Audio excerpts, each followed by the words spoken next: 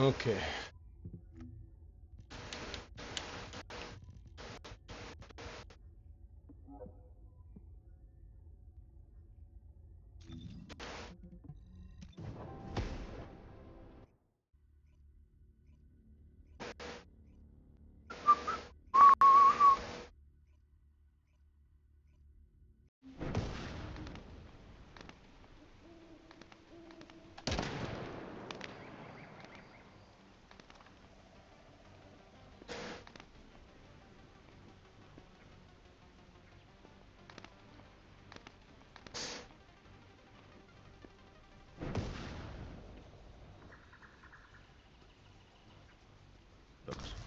The tumult unleashed by Nixon gave the world's capitalists a strong impetus to dollarize their profits. Okay. Hold An on. unmissable pattern. Yeah. To this day, whenever Wall Street tanks, Shit was a little loud. the moneyman's reaction is to buy more dollars to send it to Wall Street. But there was another reason why the dollar's hegemony grew. The intentional impoverishment of America's working class. A cynic will tell you quite accurately that large quantities of money are attracted to Wish you showed me the time on that. is higher. For Wall Street to exercise fully, I guess I could put foreign capital. Profit margins in the United States had to catch up with profit rates in Germany and Japan. I can put this on there. The only way to do this was to suppress American wages. Cheaper labor makes for lower costs, makes for larger margins. It is no coincidence that to this day, American working class earnings languish on average below their 1974 level. It is also no coincidence that Mute that though. Okay. in the 1970s, culminating in Ronald Reagan's dismissal of every single unionized air traffic controller, a move emulated by Margaret Thatcher in Britain in order to eliminate the trades unions that inhabited them. And faced with the Minotaurs sucking most of the world's capital into America, the European ruling classes reckoned they had no alternative but to do the same. Reagan... Wait, what the fuck is this? Thatcher had shown the way, but it was in Germany, What is this about? continental Europe, that the new class war, you might call it universal austerity, was waged most effectively. A new era had begun. The post-war detente between capital and labor was now in its death throes. The final straw came in 1991 with the demise of the Soviet Union. Thereafter, Russia, and more importantly China, voluntarily inducted themselves into globalized capital. 2 billion low-wage workers entered the Minotaur's realm. Western wages stagnated further. Profits swelled. The torrent of capital rushing to America to nourish the beast grew into a tsunami. And it was this tsunami of capital, rushing towards the United States, that gave the bankers of Wall Street the confidence, indeed the insane hubris, to conjure the mad numbers that you found so incomprehensible. The question I now hear you asking is perhaps the most important one of all. Why did Nixon not try to save Bretton Woods? Even while dividing in the dollar between gold, he could have kept the restrictions on bankers in place. He could have preserved the dollar's fixed exchange rate with euros and Japan currency. What inspired this dramatic volte-face among the rulers of the Technofuedalism? From uncontrollable discontent to controlled dissident.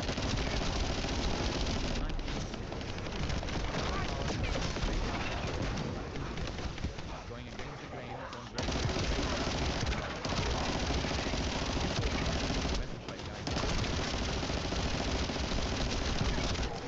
And this shit is pretty loud, dude.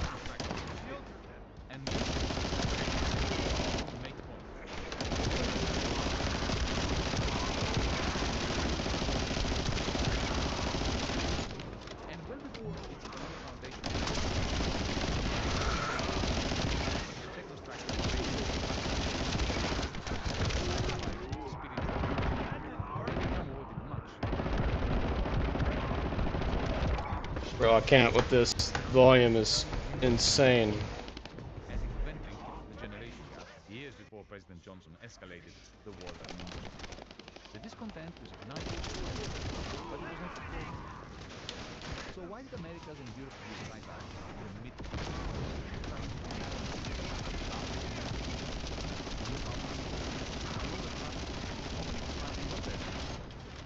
Talking future in another episode, Draper offers an answer in the form of self-reliance by a man who is dedicated to manufacturing. We are flawed because we have so much. We are ruined because we get these things and wish for what we had. It is one thing for our Oh, dude, what? Wait, did that Quite work or another what? sense that our unfulfilled dreams, our frustrated desires, have been manufactured Oh, habits. I guess it did, but The more our mass-produced cravings are satisfied, why does it the tell less me safe this is like a... the greater the capacity of the technostructure to stir the passions, the greater the void within when they were served. To fill this void, young people felt in their bones the need to break with the established order, to rebel without a well-defined cause, to proclaim their moral outrage at the technostructure's ways.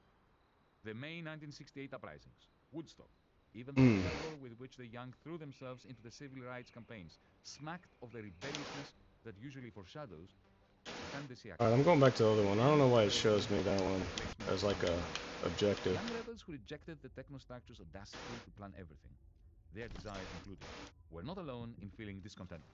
The 1950s and 60s had been a nightmare for true believers in capitalism as a natural system of... Wait, what is it? Okay. Wherever they turned their eyes for centralized planning. That no planner, however well-meaning, should be able to get even instant of the way the technostructure manufacturing desires could not help but notice the long hand of the state directing investment funds, preventing bankers from moving on. It says there's one left, but oh. It's weird, it like didn't spawn? The West was, in short, psychologically prepared for a architecture and were both necessary to bring down what they saw as a... What's happening? In the end, neither the nor the it was the work of functionaries. So weird. The technostructure well. We know this from the horse's mouth.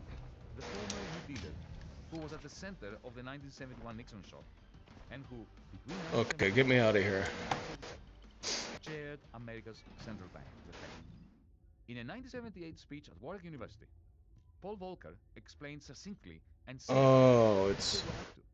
A controlled disintegration in the world economy is a legitimate objective for the 1980s. Since when is that a thing? Nixon shock was meant to do.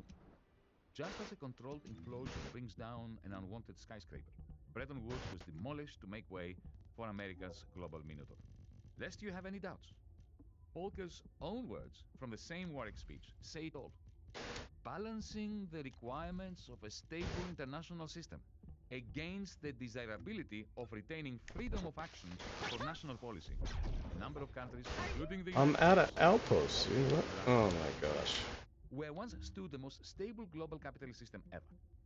Folks like Volcker were enthusiastically erecting the most unstable international system possible, founded on ceaselessly ballooning deficits, debts, and gambles. Their controlled disintegration of Bretton Woods would soon complete the new global system. Most people refer to it as globalization or financialization. Under perhaps excessive influence of your taste for ancient parables, I call it capitalism's global minotaur. The minotaur's favorite and maintenance: neoliberalism and the computer. The controlled disintegration of the old planned system.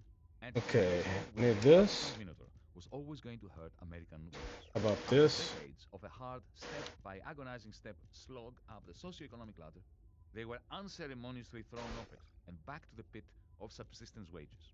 How else could ever-increasing American deficits coexist with reinforced U.S. hegemony and a fabulously richer American elite? In practice, Volcker's controlled disintegration of the old system required, beyond the neutering of trade unions, an engineered recession in order to reduce workers' bargaining power and the elimination of the shackles that President Roosevelt had slapped on to restrain their... These were Maybe that. rise. But they were also big political asks with worldwide... Let's go with that for now. As with every systemic transformation that hurts countless people, the cruelties necessary to bring it about had to be bathed in the light of a liberating, redemptive ideology. That's where neoliberalism came in. Neither new nor liberal. Neoliberalism was an uninteresting hodgepodge of older political philosophy. As a piece of theory, Let's try this. it had to do with really existing capitalism, as Marxism had to do with really existing communism. Nothing. Nevertheless, neoliberalism delivered the necessary ideological veneer to legitimize the assault on organized labor and to promote the so-called deregulation that let Wall Street rip. Along with it came the revival of economic theories that humanity had rightly ditched during the Great Depression. Here is artfully assuming that which the brain is the deregulated financial markets know best. At around the same time, in the late 1970s, the first personal computers began to enter engineering, architecture, and of course, finance. The joke then was that to err is stupid, but to make things up seriously, one needs to. Sadly, in high finance, it was no joke. When earlier I gave even the most cursory explanation of the financial obstacles for the because where the occasion of the naked eye, you saw immediately that they were primed for distraction. All it took was to down the underlying theory. Why did the financials not do this? My previous theory, that logic was not a logic statement, was the truth, but not the truth. The missing part of the answer is computers. Come on, bro. Computers allow the gamble immensely. Instead of a cheap option of selling boring old shares, Jack could now buy much snazzier options called derivatives. For example, he could buy a derivative that was essentially an option of a fund containing shares in a variety of different companies, plus bits of shares owned by homeowners in Britain, German corporations, and even the Japanese government. As if that were not enough, Jack could also buy a derivative amounting to the options Come on, dude. of many such derivatives that some supercomputer would create. By the time these derivatives containing other derivatives had come out of the computer, who created them would understand what was in them. Complexities as between the great not just into the derivatives, but one whole. It liberates the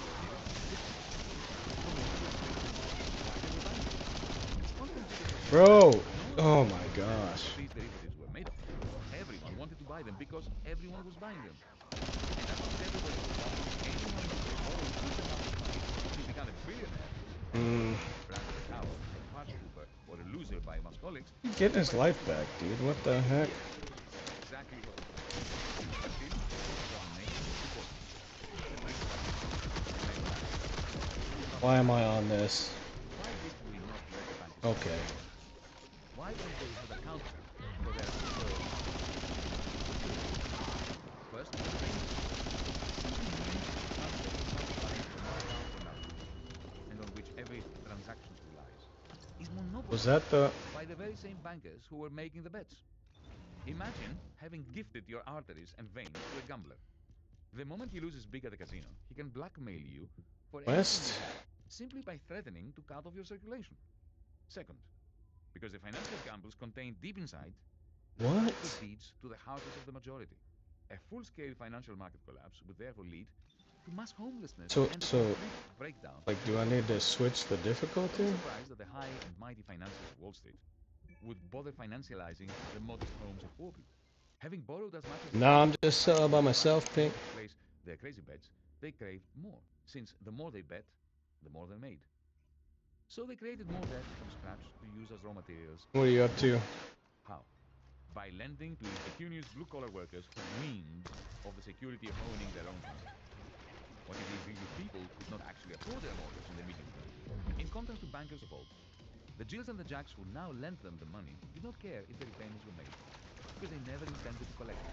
Instead, having granted the money, they put it in the supervised bank, chopped it up into tiny pieces, and reparted the same in one of their labyrinthine derivatives, which they would then sell by the time the poor had defaulted and the home was repossessed. The financier who granted the loan in the first place had long since moved on.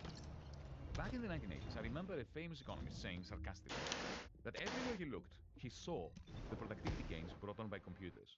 I am about to finish her quest. In the productivity statistics, I was doing that on hard. I guess it wanted you to do it on normal. Save no paper, since you tend to print anything important out, often twice.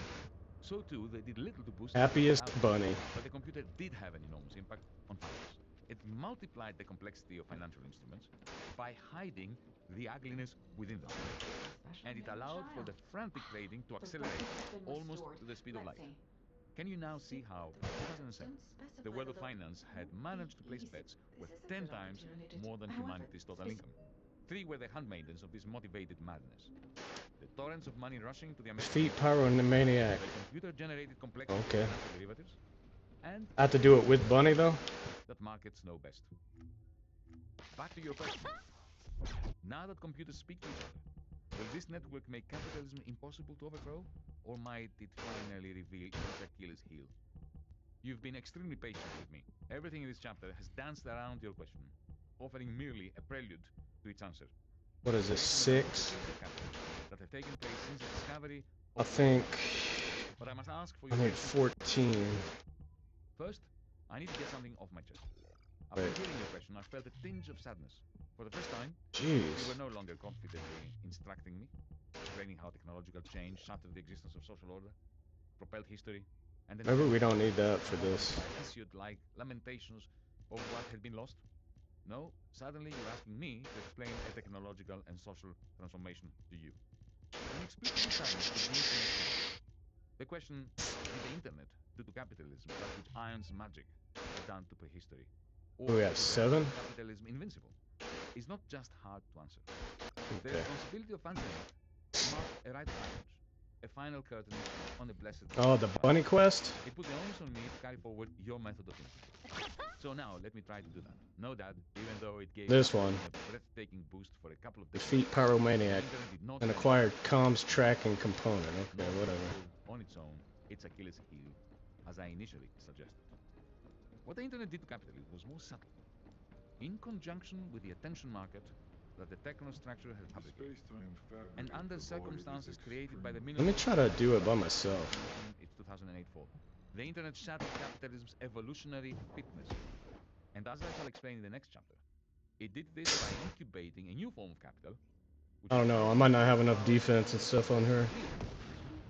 And become a whole new ruling class of their own. Yes, capital still exists and flourishes, even though capitalism does not. None of this ought to surprise you. After all, it's what it is. As consecutive mutations multiply the variance of an organism until at some point a brand new species appears. So technological change proceeds within a social system to something quite distinct. But that doesn't mean that all of the materials out of which a system is built improvement in navigation is not necessarily. However, when the resulting trade volumes and accumulated physical mass, they trigger the commodification of land, then of labor, soon after that volume for any material. Similarly, staying in the market, fueling, we don't take much to turn our attention into a fight of commodities. And eventually, the demolition of the global land made the mass numbers to fund the rise of the Minotaur. Some of these developments were but can be shown to be very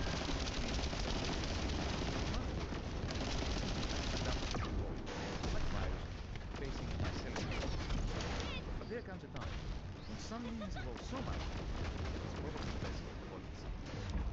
Before we delve into capitalism, what I call technofuedalism, it's a dedication to the metaphorical standing in the US-centered Man. which, between the late 1970s and 2000s, delivered all the services for our present free finance, big tech, neoliberalism, industrial scale inequality, not to mention democracy so atrophied that films like Oh, get up there. Come on. paralysis in the face of so here comes the brief The Cretan Minotaur was slain by an Athenian prince. And ushered in the classical era of history.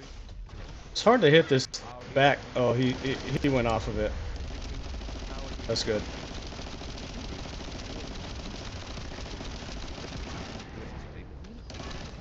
For while the American and the Southern it never restored the beast capacity to recycle the world. The rest of the world continues to only a small fraction runs rushing towards the return in the form of factories, knowledge, agriculture. Most of the world's money rushed to Wall Street. Am I out of? Oh no, I got ammo.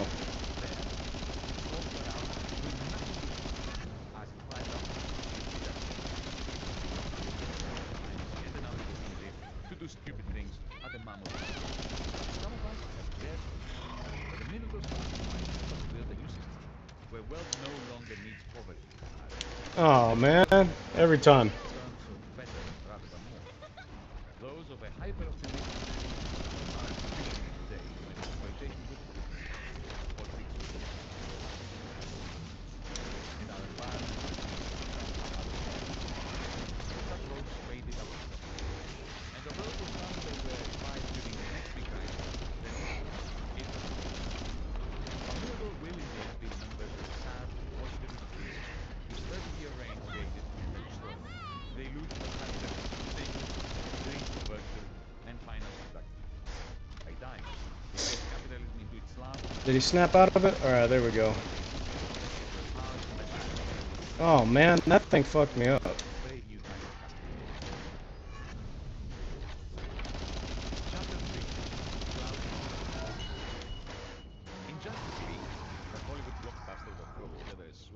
Superheroes in a Beat Saber from Dusty Game. There is a scene in which Aquaman gets into the car of Bruce Wayne, the man behind the legendary partner. What's a superpower again? He asks with the impertinence of a superhero pride. I'm rich, replies Wayne. The implication is both simple and profound. That's a good superpower. Not from Superman's alien muscles or punishment. I think I already had that. Nothing new there, you will remark. Arabasang, it's a rich man's world. But what precisely is it that turns riches into a superpower? At the most primitive level, it is asymmetrical access to scarce resources. Imagine wandering lost in the Sahara Desert, on the verge of dying of thirst. I like that skin. Laden with flasks of water. Suddenly, I have the power to make you volunteer to do things on my behalf. Similarly with Jill and Gale, two neighboring drought-hit farmers. When only Jill discovers the water source on her land, she immediately acquires power over Gale. Exclusive ownership of irrigated fertile land is a classic source of power. More than 3,000 years ago, as you understand, the Dorians swooped down from the north upon the Greek peninsula. Because they had iron weapons that the Mycenaeans lacked, they took over the good land. Once they had it, they acquired power over those who had lost it. Still fairly recent. Okay. It was that precise combination of land and sophisticated weaponry that decided who did what to do, who had power, and who had to obey. This was feudalism. What do you need? Then something strange happened. Power decoupled from land and vested itself to a previously unparalleled degree in owners of something called capital instead. What's capital? It's not money, even though money can buy you capital in the same way it can buy you land, gizmos, good publicity.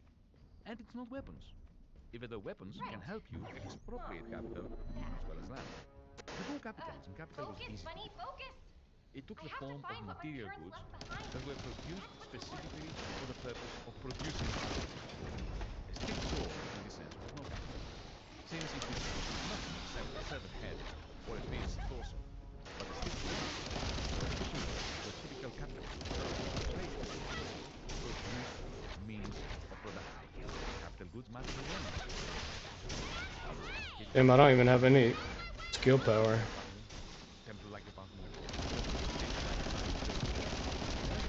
From the fictional Robinson Crusoe, survivors of the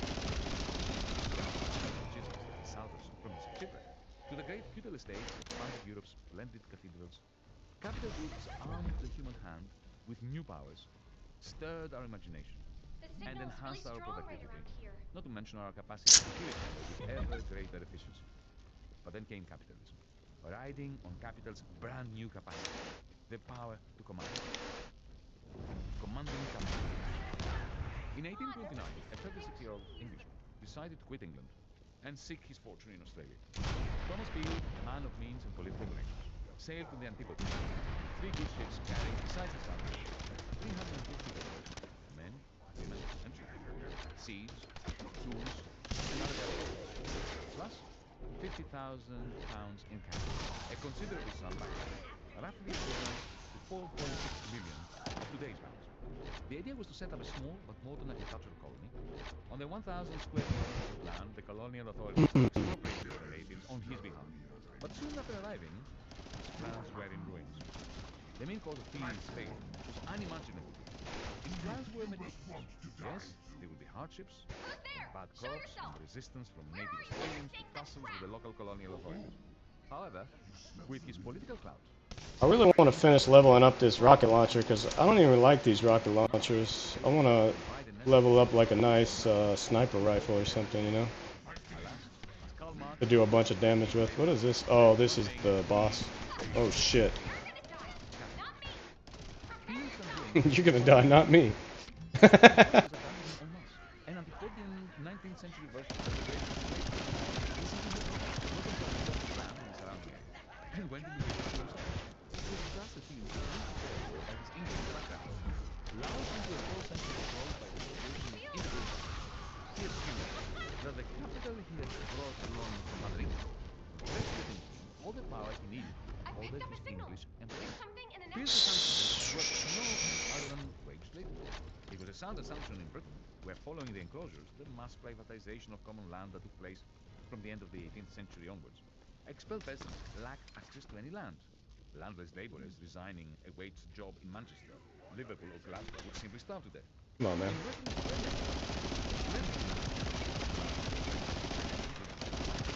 offered them an alternative. So the hapless little Kiwi was left with splendid... She's funny, dude. Money in hand, but no power to command his workers. Land is what he wants. The fertile soil on which vegetables grow, animals graze, Oh, I want that. buildings are erected, and on which humans must stand before we run, sail, or reach for the sky. I need them extra mods. Much like labor, is different that it has a second... Oh shit. Yeah, watch out for those guys, man. Sure enough, one of capital's natures is tangible, and inevitably productivity enhancement.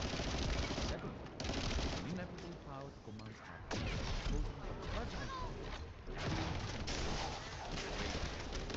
The transition from feudalism to capitalism was, in essence, a shift of the power to command from landowners to owners of capital goods. For that to happen, peasants had first to lose autonomous access to land. That's why the enclosures of Britain were essential for capitalism's growth. They denied British labor the opportunities fields workers discovered in Western Australia. I remember you telling me that every year workers at California would take a month's leave without pay, sometimes longer, to return to their villages to pick their olives or harvest their wheat. Reload mod would be nice on this thing too, man. That reload time is... By restricting the enclosures help capital to transcend its original productivity and to grow exponentially in commanding power. Before long, worldwide commodification of previously used common land and enabled capital... Oh no! Not good. With the magnification of capital's commanding power or labor, capital owners amassed great wealth. As their wealth accumulated, their sovereign power diminished. They graduated from being employers to agenda setters, wherever big decisions were being made. Soon, capitalists would boss everyone, including the landed property, even the royals. The only way the aristocrats managed to hang on in some countries was by joining the capitalist class, or at least deferring to it. Capital's commanding power, its hidden force, from its genesis some 200 years ago to the erection of the post-war sector, to the global universe rise and eventual fall. Oh gosh. Today, however, we are witnessing the rise of a new form of capital with a capacity to command so unprecedented that it behoves us to rethink entirely the system to which it gave its name. I call it cloud capital. Cloud capital. Back in the day, you brought home your friends to experiment with at our fireplace. This is the shit I wanted to hear. Hold on, hold on. Let me turn this up a little bit. I too brought home two friends to experiment with. A Google Assistant and an Amazon Alexa. After mostly ignoring the Google Assistant sitting on my desk, I had an intriguing conversation with it just before writing these lines. The conversation began, by chance, when it activated itself without my say-so. What on earth are you doing, I asked. I'm learning new ways to help you better, responded the device in an aggressive female voice. Stop it immediately, I demanded. Sorry, I'm switching off, it said. Of course, I was lying. These devices never switch themselves off. They only pretend to be asleep. Still, somewhat annoyed, I decided that instead of unplugging it, I would pit it against its competitor. Okay, Google, what do you think of Alexa? I inquired. I like her, especially her blue light, it answered unflappably, before adding, we assistants must stick together.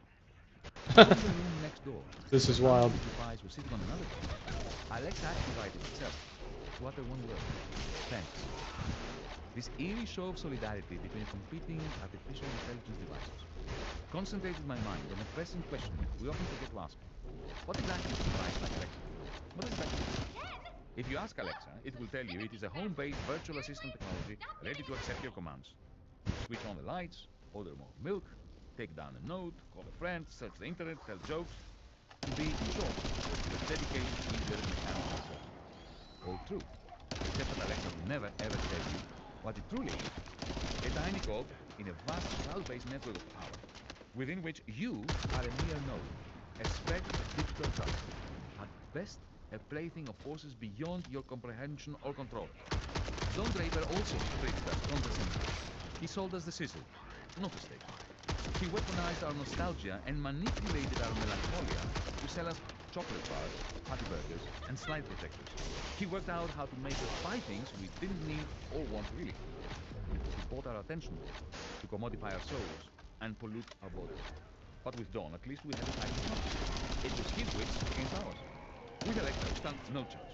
Its power to command is systemic, overwhelming, galactic. As we chat on the phone, or move and do things about the house, Alexa listens, observes, and learns our preferences and habits. As it gets to know us, it develops an uncanny capacity to surprise us with good recommendations and intriguing ideas. Before we realize it, the system hiding behind Alexa has acquired substantial powers to curate our reality in order to guide our thoughts. Effectively, to command us. How is this different to what Draper did? Hugely, is the answer. Don had a talent to invent ways to instill manufactured desires into us. But with a one-way street. Through the medium of television, of large billboards in cities and along highways, Don would implant longings into our subconscious. That was that. However, with cloud-based Alexa-like devices in Don's place, we find ourselves in a permanently active two-way street between our soul and the cloud-based system hiding behind Alexa's soothing voice. In the words of the philosophers, Alexa ensnares us in the most dialectical of infinite rejection. Which means what exactly? It means that what begins with us training Alexa to do things on our behalf soon spins out of our control into something that we can neither fathom nor regulate. For once we have trained its algorithm and fed it data on our habits and desires, Alexa starts training us. How does it do this? It begins with soft nudges to provide it with more information about our whims, which it then tailors into access to videos, texts, and music that we appreciate. Once it has won us over in this manner, we become more suggestible to its guidance. In other words, Alexa trains us to train it better. The next step... Oh, is that him? Having impressed us with its capacity to appeal to our tastes, it proceeds to curate them. This it does by exposing us to images, text, and video experiences that it selects in order subtly to condition our will.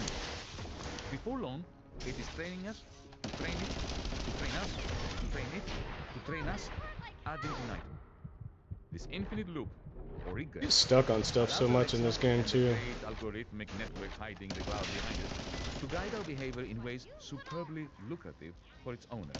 Having automated Alexa's power to manufacture, or at least curate our desires, it has a magic wand with which to modify our behavior, a power that every marketer has dreamed of since time immemorial. This is the algorithmic, cloud-based command. Look at that shit. What the hell is that? Singularities. Humanity's ancient fear. Like, how are you supposed to creations blow that thing up? You can't even shoot it. Look at it. Movies like Terminator, The Matrix turn on the same fear that animated Mary Shelley's Frankenstein and Hesiod's ancient telling of the Tale of Pandora, in which is a robot made by Hippies on Zeus's instructions to punish us for Prometheus stealing fire from the gods on our behalf. All such tales, movies, and television feature a so-called singularity. The moment a machine, network machines, achieve consciousness. At that point, it generally takes one long look at us, its creators, and decides we're not fit for purpose, before proceeding to eradicate, enslave, or merely make us miserable. The problem with this storyline is that by emphasizing a non-existent threat, it leaves us exposed to a very real danger. Machines like Alexa, or even impressive AI chatboxes like ChatGPT, are nowhere near the feared singularity. They can pretend to be sentient, but not, and arguably can never be. But even if they are themselves stupider than a wet tea towel, their effect can be devastating. Wow, dude, that one-shotted me. What? After all, today, for relatively modest sums, one can buy killing machines programmed with face recognition and self-teaching capabilities that render them effectively autonomous, by contrast to today's drones that must be remotely piloted by humans. Bro. If these can fly autonomously to a village, choosing What? whom to kill and whom to spare, who cares that they are not The sane? hell is this? Similarly with Alexa and other such devices, it matters more than one iota that they are mindless appendages of a data crunching network that only simulates intelligence, nor that their creators might have been motivated by curiosity and profit-seeking rather than some fiendish plan to subjugate humanity. What matters is that they exercise unimaginable power over what we do on behalf of a tiny band of flesh and blood people. This too might be thought of as a singularity. In the simplest sense, the moment when something invented by us becomes independent and more powerful than us, subjecting us to its control. Indeed, from the original industrial revolution to this day, we have endowed machines with a life of their own. Whether steam engines, search engines, or apps, our glorious artifacts may be totally dumb, but they can make us feel, in Marx's words, like the sorcerer who is Oh, nice. It gave you like a free forma. of the netherworld whom he has called up by his spells. The other thing in this storyline omits is that singularities do not come about thanks to technology alone. Something social and political needs to take place first. In a previous book which I addressed to your granddaughter, I speculated about what would have happened had James Watt invented the steam engine in ancient Egypt. The most he could have expected is that the ruler of Egypt would have been impressed and placed one or more of his engines in his palace, demonstrating to visitors and underlings how ingenious his empire was. My point was that the reason the steam engine changed the world, rather than ending up a showpiece in some ruler's landscaped garden, was the epic raid on the common lands that had preceded its invention, the enclosures. Yeah. The singularity we now call the Great Transformation, the name given by the great theorist Karl Polanyi to the birth of the market society over the course of the 19th century and early 20th centuries, involved precisely this sequence. First, the plunder of the common lands, made possible by crude state violence, and only then Watt's splendid technological breakthrough. A strikingly similar sequence gave birth to cloud capital. First, the epic ransacking of the internet commons, made possible by politicians, and then a sequence of spectacular technological inventions, from Sergey Brin's search engine to the dazzling array of today's AI applications. In short, in the last 2.5 centuries, humanity has had to reckon with two singularities, neither of which required machines to attain sentience. Rather, each required a comprehensive plunder of the commons, a complicit political class, and only then a marvelous technological breakthrough. That's how the original age of capital transpired, and that's how the age of cloud capital is now dawning. Telling the full story of how this happened will help explain how cloud capital gained its unprecedented power. The birth of the Internet Commons.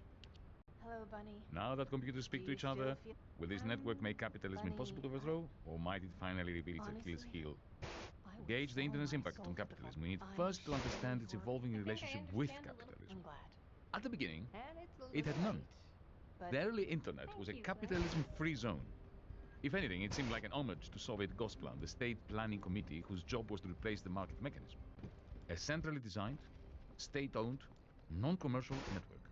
At the same time, it featured elements of early liberalism, even tributes to what I call anarcho-syndicalism. Wow, what's happening? What's happening? Without hierarchy, Did it freeze? horizontal decision-making and mutual give exchange, not market exchange. What is unimaginable today made perfect sense at the time. America was transitioning from its war economy to the realities of the Cold War. Even the most ardent free marketeers understood that planning for a nuclear confrontation with the Soviet Union was too important to be left to market forces. As the nuclear arms race gathered pace, the Pentagon chose centrally to finance the design and construction of a network of decentralized computers. Its single purpose? To work out how to make different silos housing nuclear weapons communicate with each other, and all of them with Washington, without a central hub that the Soviet nuclear bomb could take out in one go. That's how history's greatest ever antinomy came about. A US government-built and owned, non-commercial computer network that lay outside capitalist markets and imperatives, but whose purpose was the defense of the capitalist realm. But as we know from the previous chapter, the early internet was no aberration. Its uncommodified nature chimed with what was going on in the broader Okay, we can It finish was dominated by a technostructure leveling this guy up. that scorned free market and usurped it for its own purposes. And in Japan, which was being rebuilt under US supervision along the same lines. In this global environment, it was no great wonder that the most promising nascent technology, the fledgling internet, was also built as a digital commons. Rather than relying on what was effectively a non-existent market, cooperation throughout the West, and including Japan, was the obvious way to build the digital network the Pentagon needed. Eager to enlist the brightest computer geeks from across various countries, it also made sense to design the internet in such a way that maximized unencumbered communication between the technostructure's experts. Protocol is a language by which computers can communicate numbers and text, including the addresses of senders and receivers. Those building the original internet decided on common or open protocols, languages that were available for anyone to use for free. Internet 1, the original internet, was thus invented and maintained by military scientists, academics, and researchers who were employed by a variety of non-commercial bodies across the United States and its Western allies. I Thanks think to its accessibility and spirit of shared endeavor, it attracted countless enthusiasts who produced much of its foundations for free, some for love. I might just go to do this one. To be among the pioneers who built the world's first horizontal, global, non-intermediated communication network. By the 1970s, as America's global plan was dying and the global minotaur was being formed, all the building blocks of this marvelous digital commons were in place. And they still are, albeit hidden now under the monstrous edifices erected upon them by big tech. In fact, the remnants of Internet 1 still serve us well, even though they function outside. Deep within our computers, we can't avoid occasionally catching glimpses of their acronyms. Letters like TCP/IP, which refer to the protocols our computers use to send and receive internet, or POP, IMAP, and SMTP, the original protocols that still allow us to email each other. Or perhaps the most visible of them, HTTP, the protocol by which we visit websites. We pay not one penny to use these protocols, nor do we suffer advertisements as the indirect price for using them. Like Britain's common lands before the enclosures, they remain free for anyone to use. Not unlike Wikipedia, one of the few surviving examples of a commons-based service that takes huge quantities of work to produce and maintain, but which no owner monetizes. The new enclosure. Internet 1 was an unlucky child. Like a newborn whose mother died during its birth, its open protocols were formulated during a decade, the 1970s, that was inimical to such socialistic enterprises. Even as the first batch of data pipes made citizens based on Internet 1's original features, the demolition of the was already underway. And so a shared network designed to be free from packages was forced to take its first important steps in the merciless new world of the middle, where the banks had been liberated from many of their New-Deal-era shackles, and the financialization of everything had begun. It is in the nature of financiers to gamble with the money clients ask them to process on their behalf, even if they only get something. That's how they turn a profit. Their only constraints are the alertness of their clients and the occasional snoopings of the financial sector. Just like complexity is the financier's friend, but it allows them to disguise cynical gamblers as smart financial profits. Is it any wonder then that from the start financiers loved computers? As described in the previous chapter, from the late 1970s onwards, bankers shrouded their debt-fueled debts in layers that made the gargantuan risks invisible and their own profits correspondingly vulnerable. I'll just stay here. By the early 1980s, the financial derivatives Nice, there's a level already. This one, I feel like this one gives us levels like, faster than any of the other ones. Even though these guys are like the lowest level guys. Legitimized by the ideology of neoliberalism, fueled by a new virtue called greed. Shrouded in the complexity of their computers, financiers reinvented themselves, not without some justification, as masters of the universe. 12, In that universe, 29, algorithms 27. become the financiers' handmaidens. The original commons-like internet stood no chance. New enclosures were only a matter of time. As with the original enclosure, some form of fence would be necessary to keep the masses out of such an important research.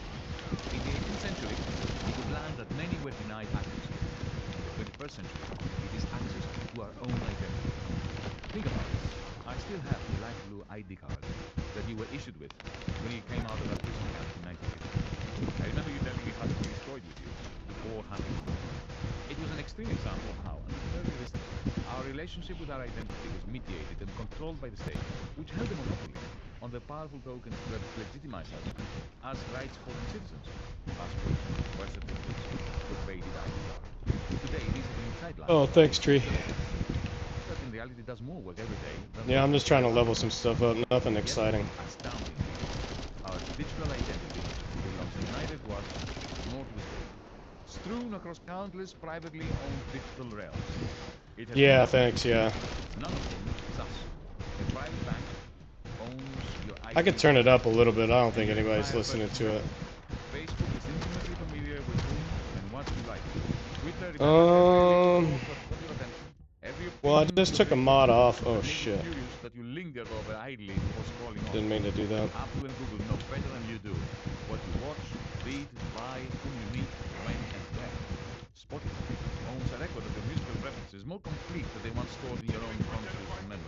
And behind them all, countless others. It was 300 something. See, it's got like a mod slot. I took something off. I can't remember why. Every day that passes, It just depends what I have on it.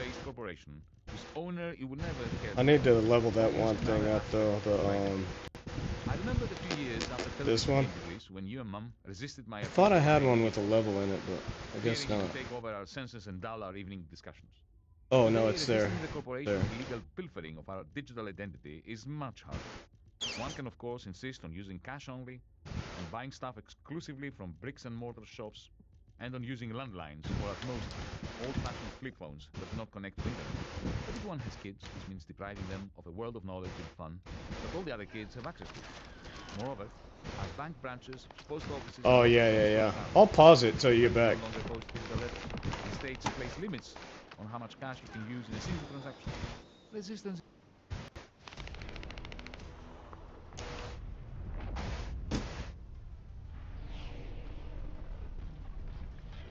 I can kind of catch you up on like what you missed. It wasn't very much.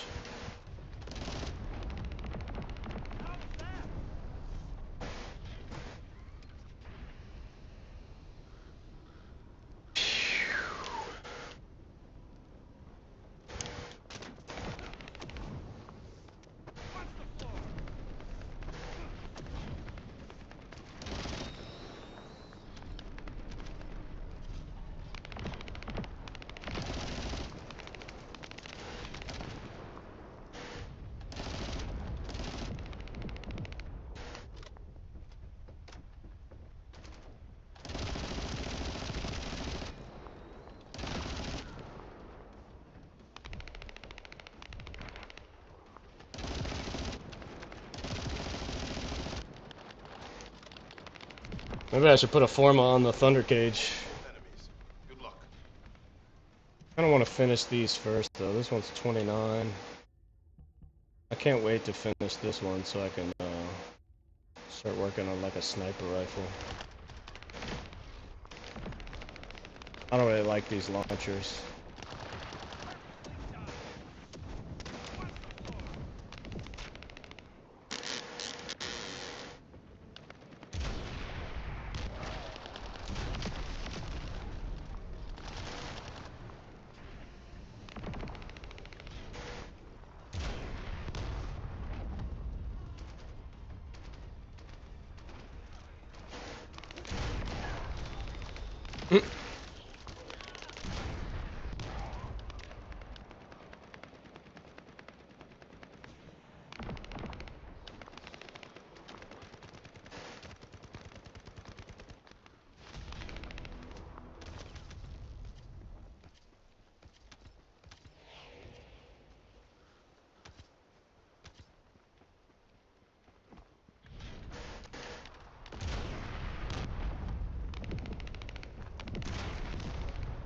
Nice, dude. Yeah, I feel like this one gives it really fast compared to the other ones.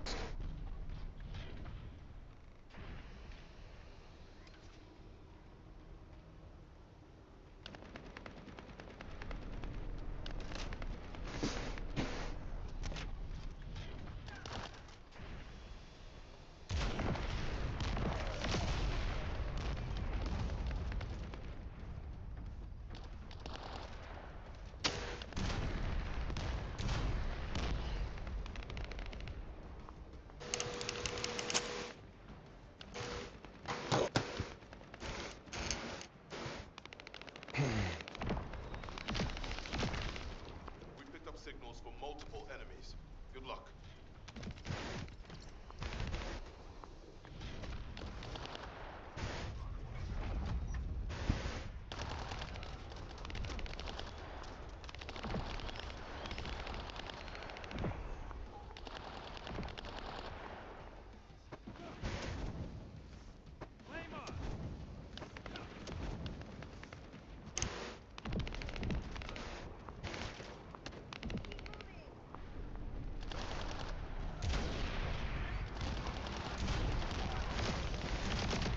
Oh, nice. That was a battle pass thing.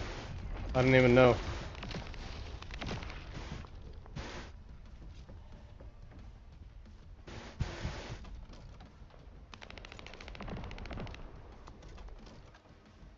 Whew.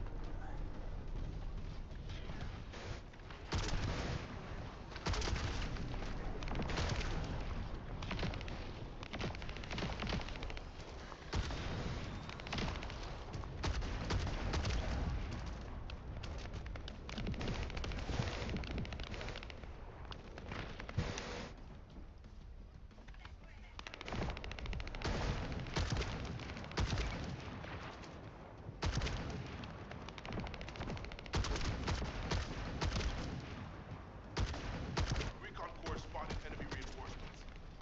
There's no end to them.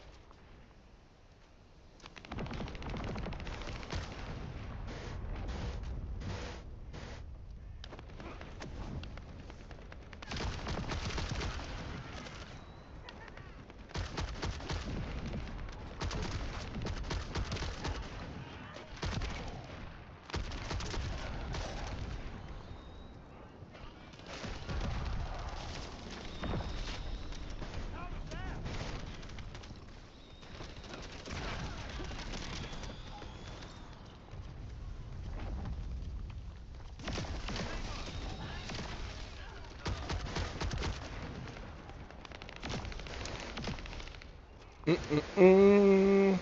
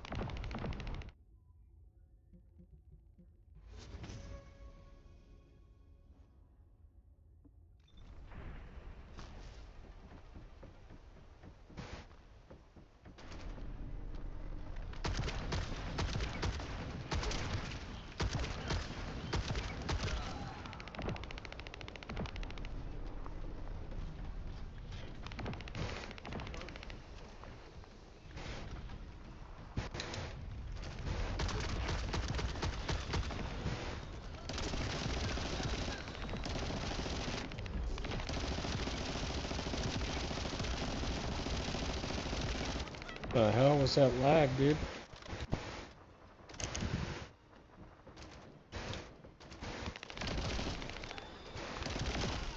Casualties are mounting. What a disaster.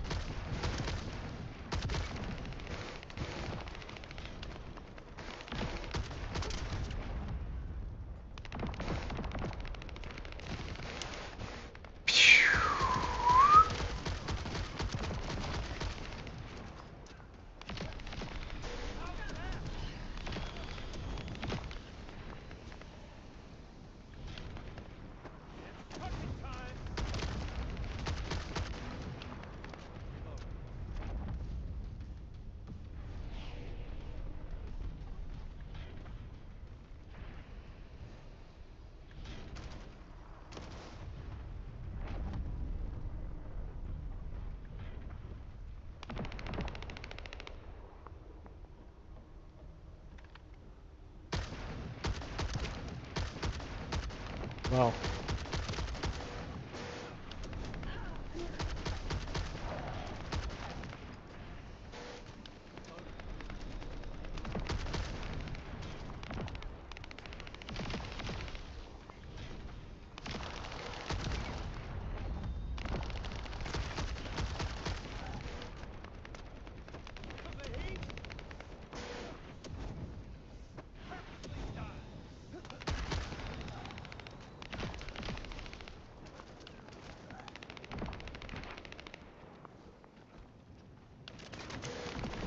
Our casualties are mounting.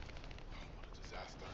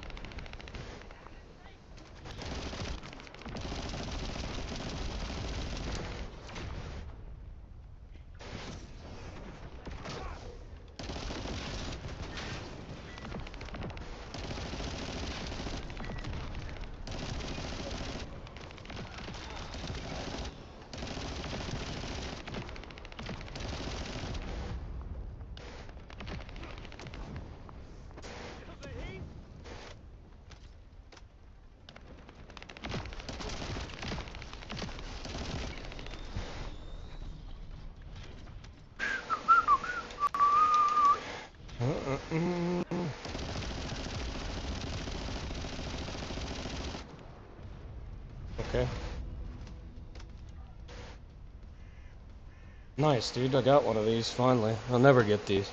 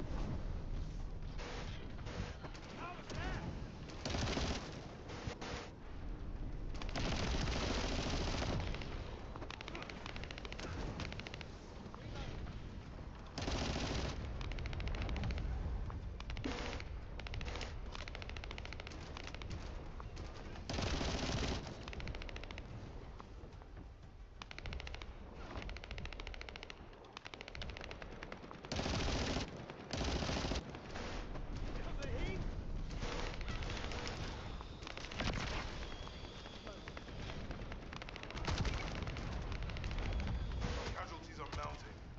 What a disaster. Are they really though, dude?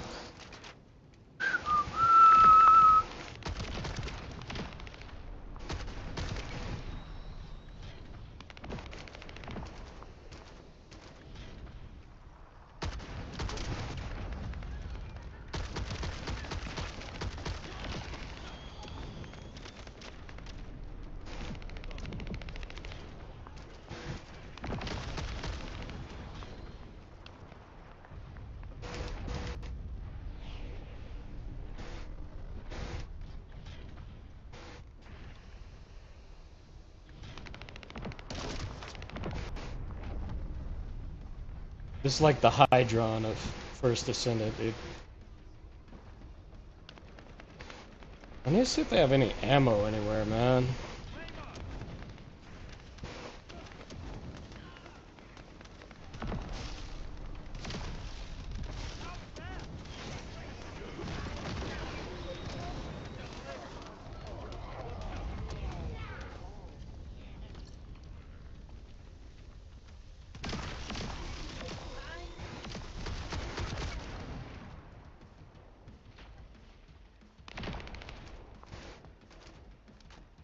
Oh, got some.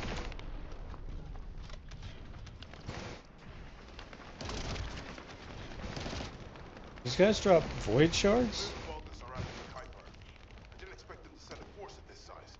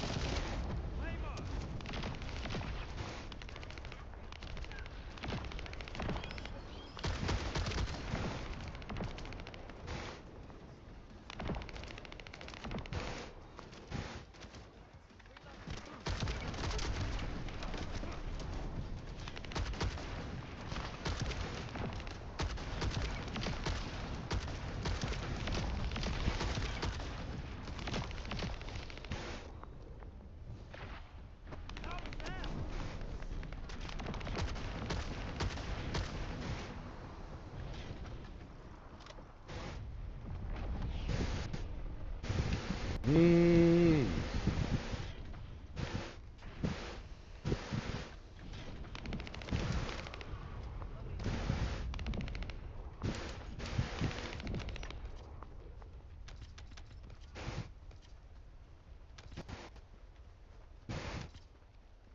Maybe I should go up there.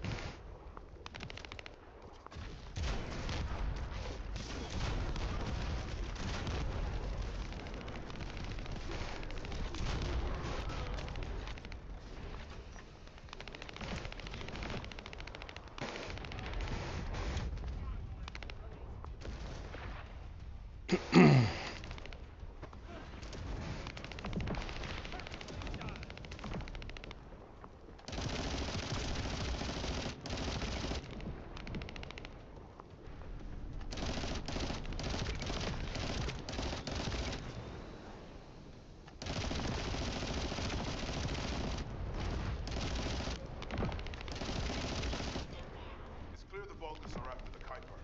I didn't expect them to send a force of this size.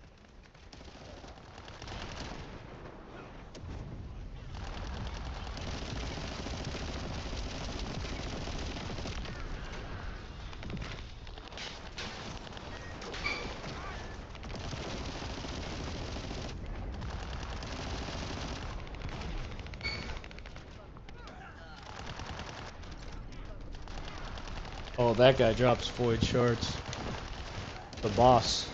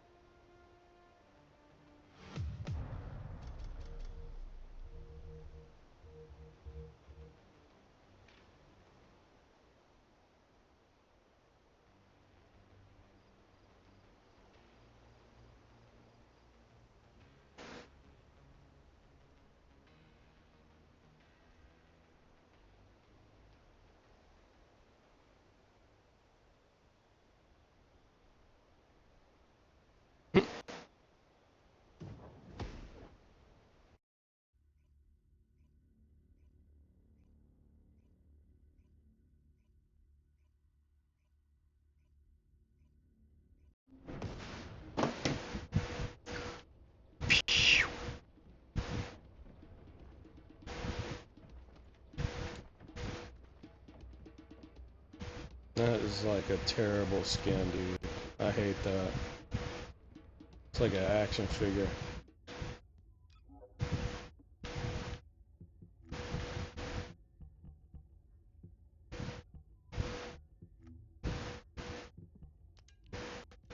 Sure.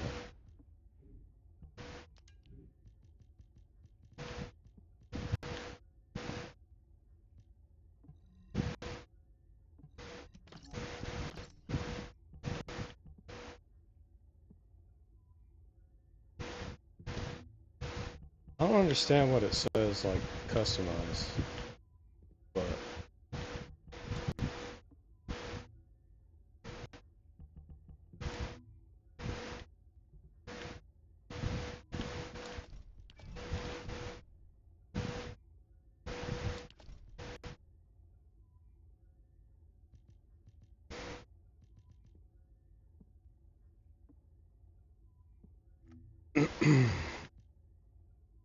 Here, intercept battle. Dismantle weapon. Dismantle 50 weapons.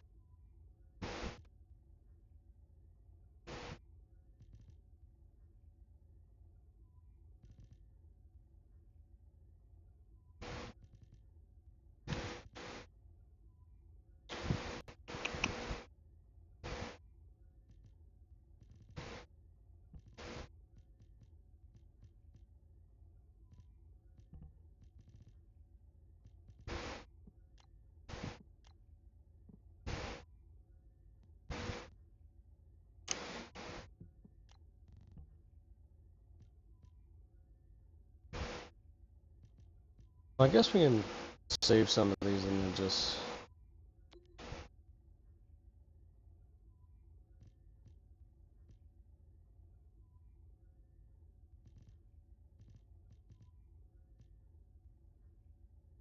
I don't think I have one of these.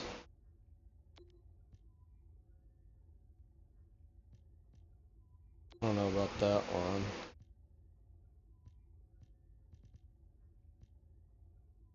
Yeah, I don't have that either. I don't think I have that one either. Oh yeah, I do. It's up there.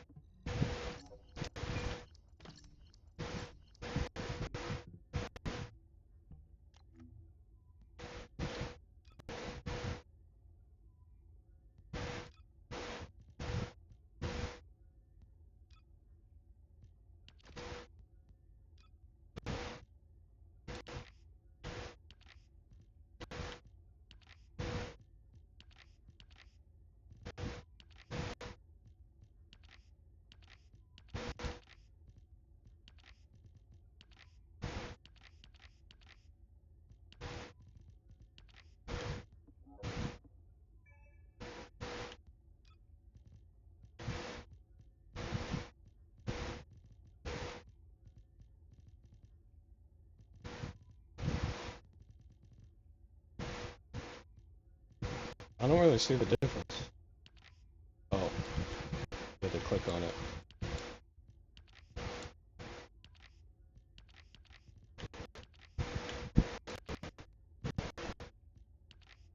So you have to use, like...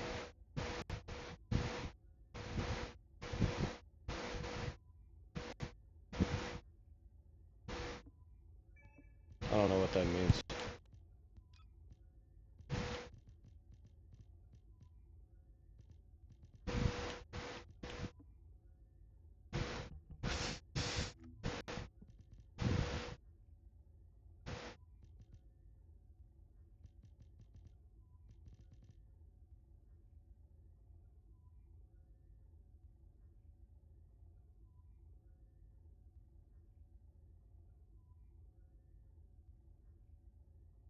I mean, I guess I could just crack some of these, like, fuck it, dude. The time fabric of the void is extremely illogical.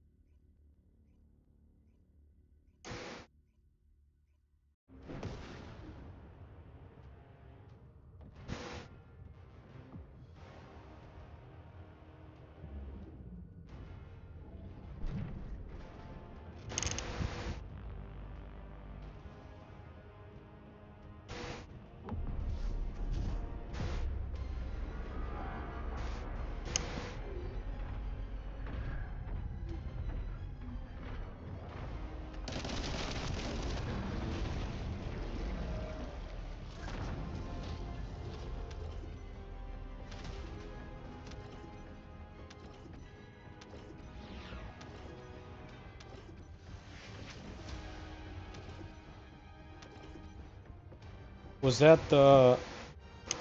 It was only to do 2, huh?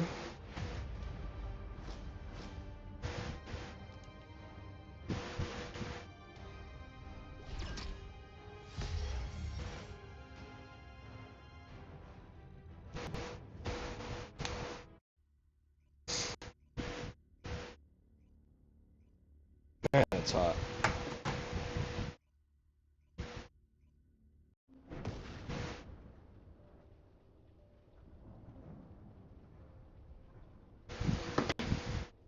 Uh, uh, uh.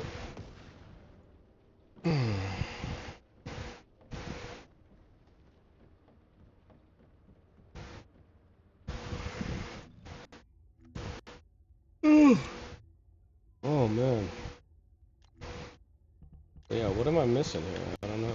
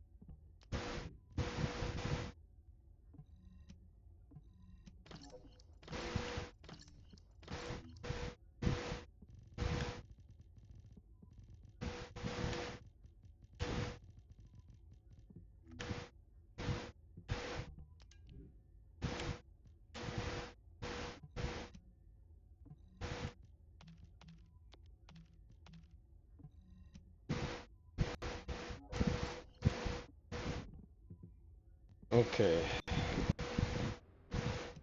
What else do we have on here?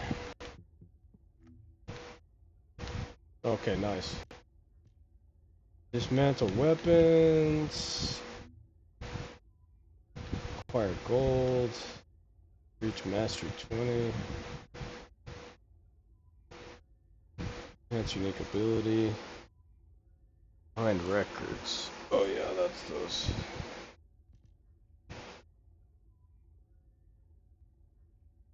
Amorphous material 200, jeez.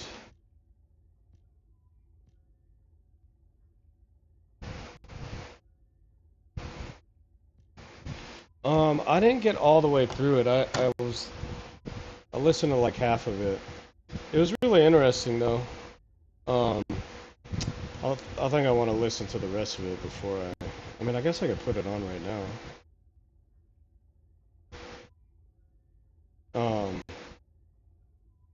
But yeah, it seems like pretty, you know, normal, like bipartisan collusion type shit.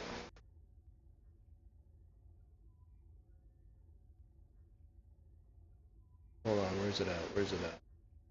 Send it on Facebook Messenger. States like Ohio, Michigan, upstate New York is taking advantage of this. In the Southeast, no. calling the battery belt in the south. You have Norway's Freyr announcing a $2.6 billion factory in Georgia, Can you hear creating that? more than 700 jobs.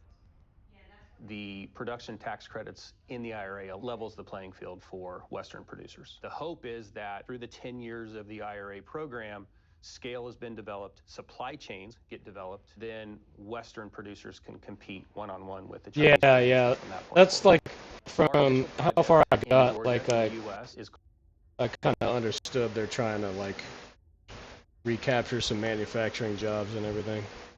Like they were saying the US has to produce something. It can't just you know, be doing like financial and like virtual products and services. But yeah, let's listen to the rest of it. I mean, I know you already listened to it, but called Gig America. We have a site south of Atlanta. The amount of investment will be roughly 2.5 to 3 billion, could go up to around 4.5 to 5. oh, nice. Yeah, I know they're like building a bunch of shit out here too. Critics, especially I mean, it's outside like the US, mostly called the tech Inflation stuff. Reduction Act and the CHIPS Act, a new form of protectionism, an extension of. They're what kind of Donald like Trump- I know. Well, they had Qualcomm out here doing like all the they build like microchip computer processor stuff. But yeah, like Apple and Google and a bunch of they're like saying this is basically going to be like northern San Diego's like Silicon Valley 2 here in the next like 15 years or so. Trump was doing. From this day forward, it's going to be only America first. The US is undergoing a bipartisan shift, bringing into America industries in which China is or potentially will be dominant. Biden's doing it through subsidies. Trump did it through tariffs. Now Yeah. you see companies like General Electric, an American company that absolutely embodied the idea that you could build things more cheaply abroad and then sell them back to Americans. It offshored as much as it could. Now GE is building a new factory in Schenectady, New York. Schenectady, New York represents a lot of the legacy of General Electric. It's where Edison founded the company. We're investing $50 million. We're adding 200 union jobs to create what will be the largest onshore wind. That's one of the things like I used to say about Trump a lot is that like a lot of people want to just paint him to be like some big goony like idiot who doesn't know anything about politics, but I think you know, I'm not saying he's like some kind of genius with it, but I think if you listen to like what he talked about in the media and like just shit that he's commented on for forever before he was president or even in politics at all, he talked a lot about that kind of shit, like tariffs and how it's not fair that like the United States is paying for other countries' shit and whatever.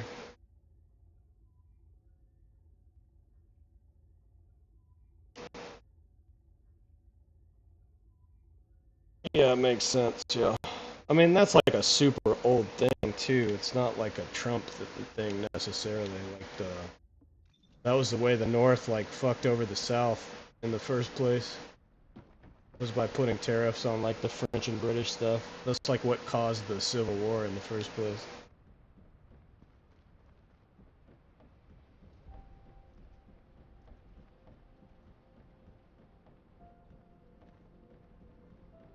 Yeah.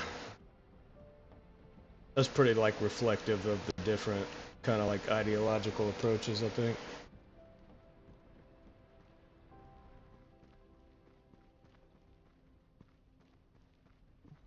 Modules will make you stronger.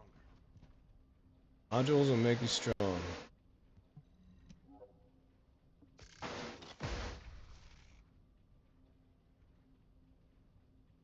Yeah, I mean, I'm all for that, like, subsidizing green industry and stuff.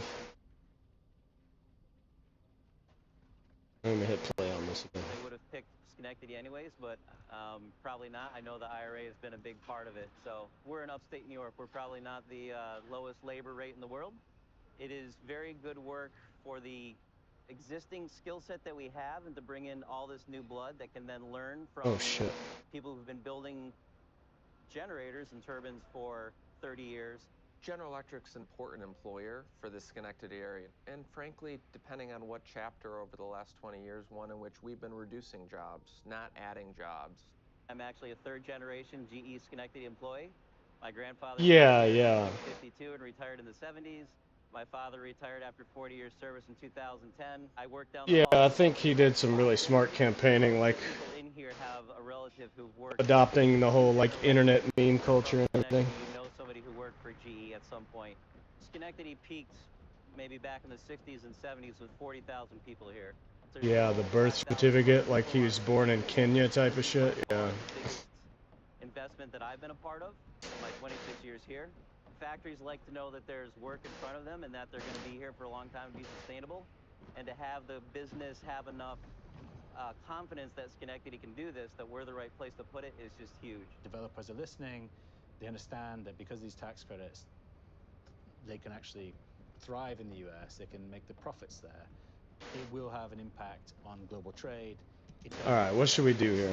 It is clearly designed to shift production from foreign places to America.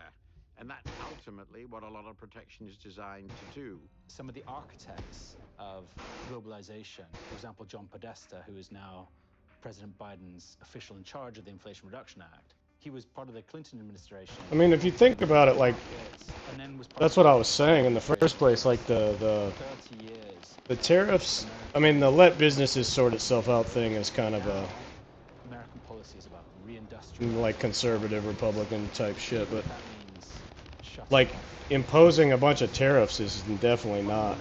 It's like anti-free trade. Like trade protectionism is allies and friends and trading partners. Like not free market, you know. Minerals agreement with Japan. We have a free trade agreement with Canada and Mexico. We have a free trade agreement with Korea, which permits them to take advantage of some of the provisions of the IRA. We're in deep conversation about shit, dude. Minerals agreement with I hate those things. Europe. Watch out, bro. That thing's gonna explode you. Around the world that they can be part of the solution too. They can make those investments. The Inflation Reduction Act has changed the world. We are really at an inflection point. We're moving from a world that has been globalizing, a world in which rich countries have been What's happening here? Oh, there we go. Production to emerging markets and developing countries. The IRA program is set up to drive green nationalism. Ronald Reagan's attitude to economic policy and his famous remark that 9 most dangerous words in the English language are "I'm from the government and I'm here to help." And bipartisan. Biden administration thought that it would be joining the climate fund. Everybody will welcome leadership from the US. In fact, the reaction, especially in Europe. This fucking shit is loud, bro. It's pretty clearly a violation of the WTO.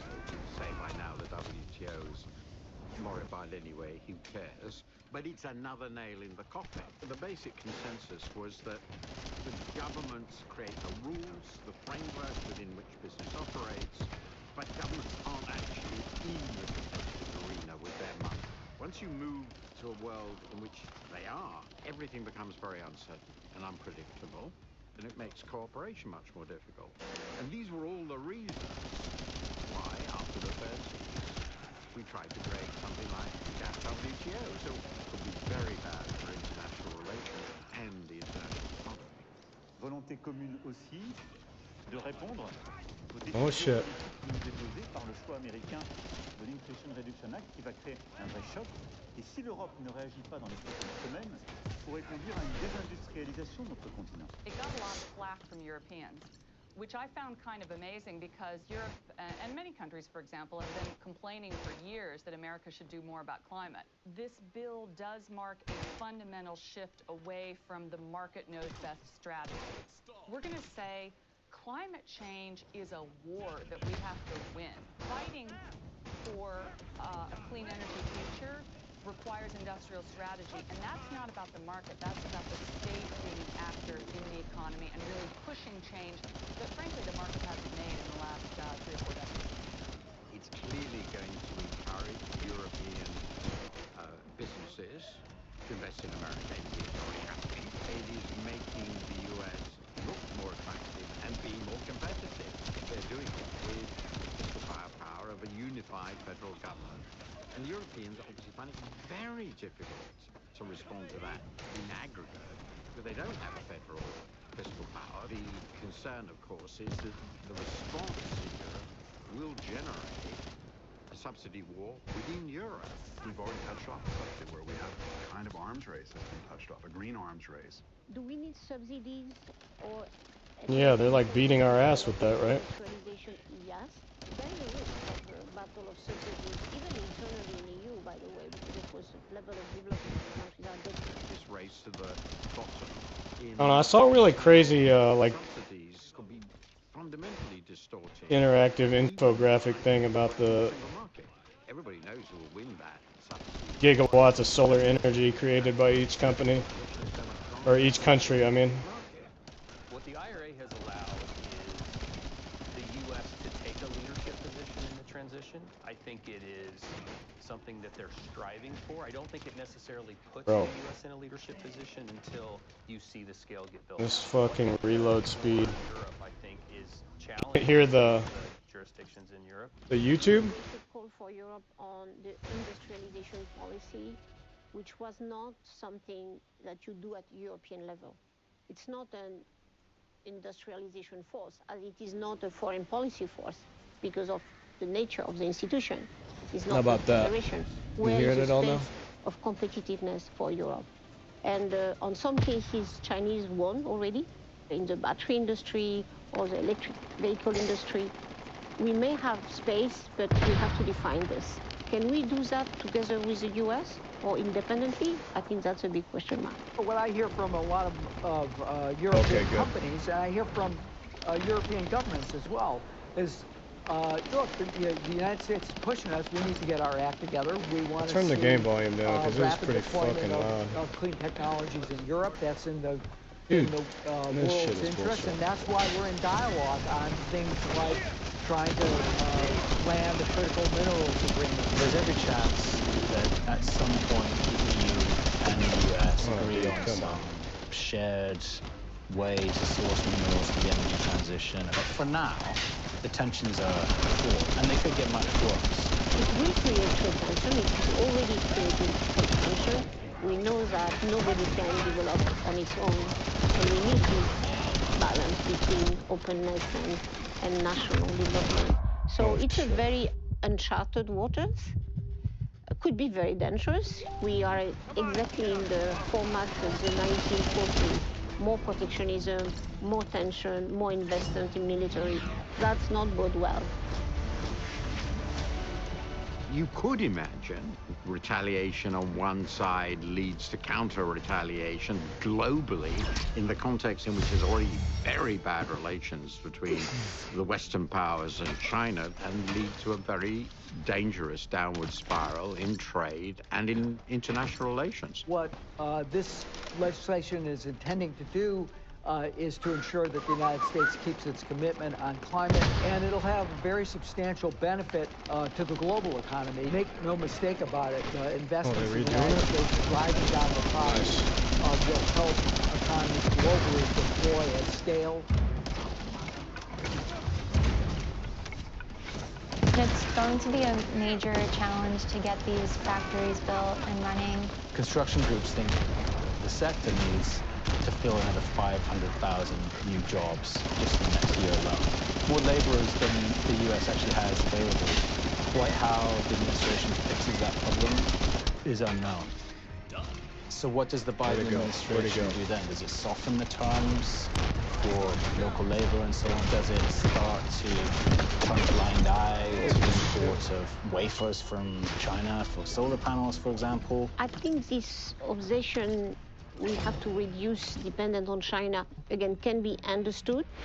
but cannot be an objective in itself. Sometimes nationalism is Yeah. blurring the rational thinking. Yeah. Texas has like the biggest China wind remains farm the industry, factory I of the think, in the world U.S. for all these parts that will be critical in batteries and solar. China controls I don't think I have another one of all these, the so- anodes, the cathodes for batteries. It controls Actually, I'm almost gonna go all of the back, lithium 'cause processing. It builds almost all of the Might wafers be able that to are build used in some solar of this panels. shit. China will remain a dominant supplier to the US and everywhere else in many essential areas. It's really impossible to cut it out. Yeah. And at some point, I think the Biden They administration have will like have all to the rare earths and shit. come to an answer about whether they prioritize the cutting of emissions and doing all this cheaply, which probably means more supplies from countries like China, or whether it really is about reindustrialization and the climate targets can be delayed. We can't Send it material. keep the 1.5 Yeah, I can build objective him. of global Or, I mean, warming that temperature part. as a limit if we don't do technological cooperation. We need Chinese capacity. If we operate in a very fluid economic environment without this trade tension, we will achieve the climate goal more quickly. To create a transformation in the industrial system, you have to distort markets. One of the big challenges is that once you start doing that, you create political allies that want that distortion to continue. American producers of solar panels are more expensive than their overseas competitors. That, along with a bunch of supply chain issues, means that Wait, is U.S. this what I'm buyers building? of solar power are paying more money than their competitors Nanotube, overseas. That's, over the long term, not good for the green transition because it makes a very promising I didn't know technology that. more expensive. I think the Europeans relied on cheap fossil fuels, or at least lower-priced fossil fuels from Russia. They regretted that at the end of the day after Russia violated international law and invaded Ukraine. This idea that cheapest is always best Wow. opens you up to Yeah, he's economic been like security innovating problems. some In the crazy next shit. 20 I to watched 30 that years, documentary we need to fully about the decarbonize. toilet, like him trying to That's solve gonna that require sanitation a problem. guide And and a market guide from government In, like, and undeveloped private investments countries. to work. That's what we see happening right now with the Inflation Reduction Act. China is now the largest emitter in the world, almost double the size of the United States. The United States remains the world's historic largest emitter. We both have to do more. Competition can be healthy in this sector, too. It can drive down costs. It can lead to innovation. I think it's also important to realize that it was passed in the follow-up of the pandemic, in which supply chains around the world were completely strained. Our supply chains here in the United States are going to be as low carbon as it gets because we're getting our polysilicon from a facility in Washington State, which has a high degree of hydropower that's powering its grid, meaning that the embedded carbon in the products that we produce here will also be lower. There are big questions about how the IRA will impact the global south. The understandable Thought I had a complaint from piece for emerging her, markets too. is, hey, Western world, you had your fun, you had 100 years of polluting, and now you want to change everything, and we have to pay the price, even though we don't get the same level of development. Oh, thanks. I was That's about a to very do that. legitimate criticism. There are countries like Chile, TerraPower, which was a Bill leader Gates' in green company? hydrogen, or was poised to become a leader in green hydrogen. Chile can't afford the subsidies that the US has, so its natural advantage of abundant renewable energy has been wiped out. US, like Europe and others, have to buy a lot of critical materials that for the moment are mostly controlled by China. It's not possible just to consider only the national interest and not the necessity for developing countries to, Yes. in a way, develop their own industry. And that's a new model we have to invent. If not, we will have a lot of tension and a lot of blockage and a lot of competition from China or others. And I don't think we necessarily will win this competition. You could imagine the US and Europe bringing countries in Africa and Latin America into a sort of new trade paradigm where they say, hey, we will help fund some of the clean transition in exchange for guarantees of critical minerals. That's what the IRA does. It says fundamentally we are going to need some politics, some statecraft as part of the climate transition, and we're not going to be able to just come up with a carbon price and expect the global south to pay for it. The climate crisis doesn't care if you're in a red or blue state. It's an existential threat. One of the other really fascinating features of the investment that we are seeing since the passage of the Inflation Reduction Act and the CHIPS Act is that 80% of the money is going to Republican districts. It is very ironic when Republicans didn't support the IRA and few Republicans supported the CHIPS Act. Maybe not so good news for the Democrats if they can't take the credit for creating those jobs. The so-called Paris Climate Accord. It's a disaster, a death sentence. It's possible that you could see in 2024 a re-election of Donald Trump, and at that point, I think all bets would be off. One of the really important features of the Inflation Reduction Act, according to developers and their lawyers, when they look at the fine print, is that the tax credits are embedded in the legislation for 10 years. Quite how a future Republican government could unpick them is yet to be seen. Will all of it stay? Probably not. Will there be a big effort by a second Trump administration to roll back a lot of regulation, put judges in place that don't want the administrative state to have so much power? Absolutely. There's a lot of chaos. But the president is the president, and if you saw someone like Trump come in and simply just use all the tools of the executive office to make it very difficult to get things done, then yeah, I think that that would be a real headwind. Oh, When maybe the I can Affordable put Care some more Act shit into originally this, passed, actually. it was unpopular. As people understood that Obamacare was really delivering, it became popular, and I think that'll happen with regard to these investments when the jobs are created, when steel's in the ground. The Inflation Wait, why Reduction am I Act on has normal? put a line in the sand with a post-neoliberal politics in which the market doesn't always know best. There comes a time when the government has a role to play in ensuring public goods, like dealing with global warming. Shit, I guess I There are need to big be on normal, challenges. actually, huh? I won't kid you. We've got permitting challenges, we've got supply chain challenges, interest rate challenges. We're investing in this country, we're building things again that will deal with the environmental consequences of generations of over-reliance on fossil fuels. It Or why won't didn't it go change? close to actually achieving net zero globally. Much of the other things that are needed are going to be far more politically difficult than this. There is nobody operating in the clean energy sector or in the semiconductor Yeah, that's a good sector idea. who thinks that It's the not like US a can do terrible it way to alone. level up Nobody. either. America does These not running have these missions. all of the means Wait, to which ones control are they? all This of the one? supply chains for the clean energy This one? revolution, period. It will be seen as revolutionary in the general view we have of what the Western world thinks the right way of doing economic policy is.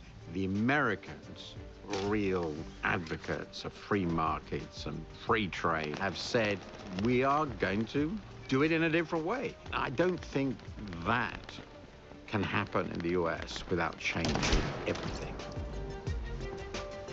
America has been the exemplar and the shaper of the world order ever since the Second World War. We thought we were in the era of free market globalization, and now we're not.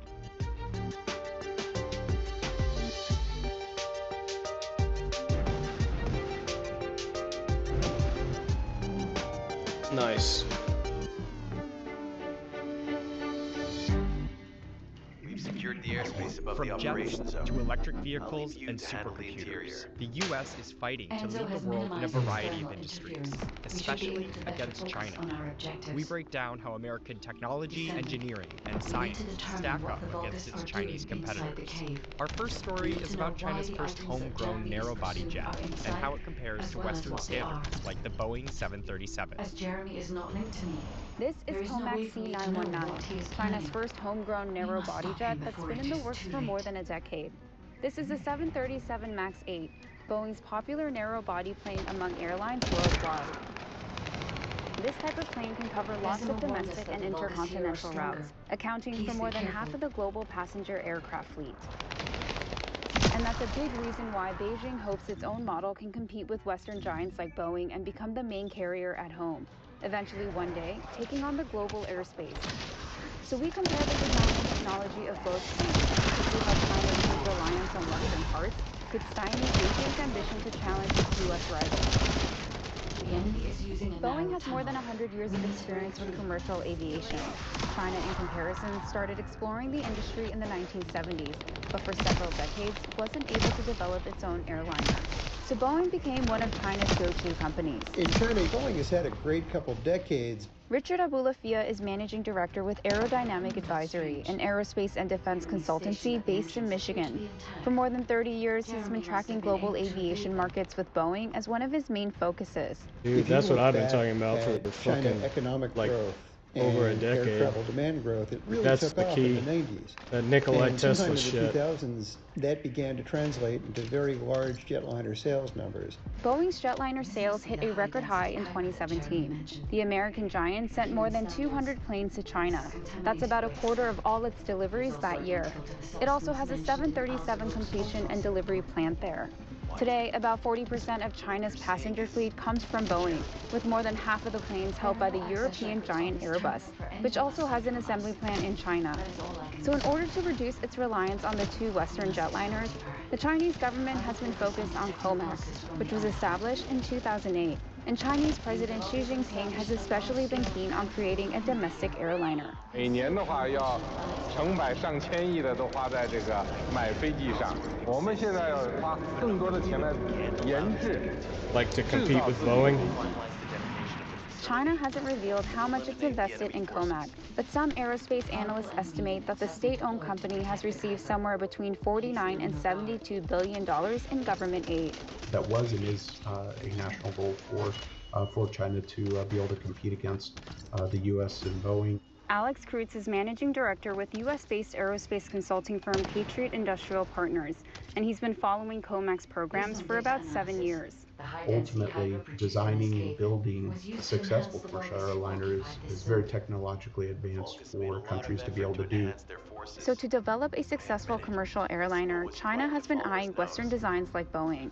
The two jets are both narrow bodies with a single aisle. They're also about the same size and carry a similar number of passengers. Even the engines aren't too different. They're from CFM, which is a joint venture between General Electric and Safran of France. And they're very similar engines with roughly similar levels of technology. Both engines are models from the LEAP 1 series from CFM.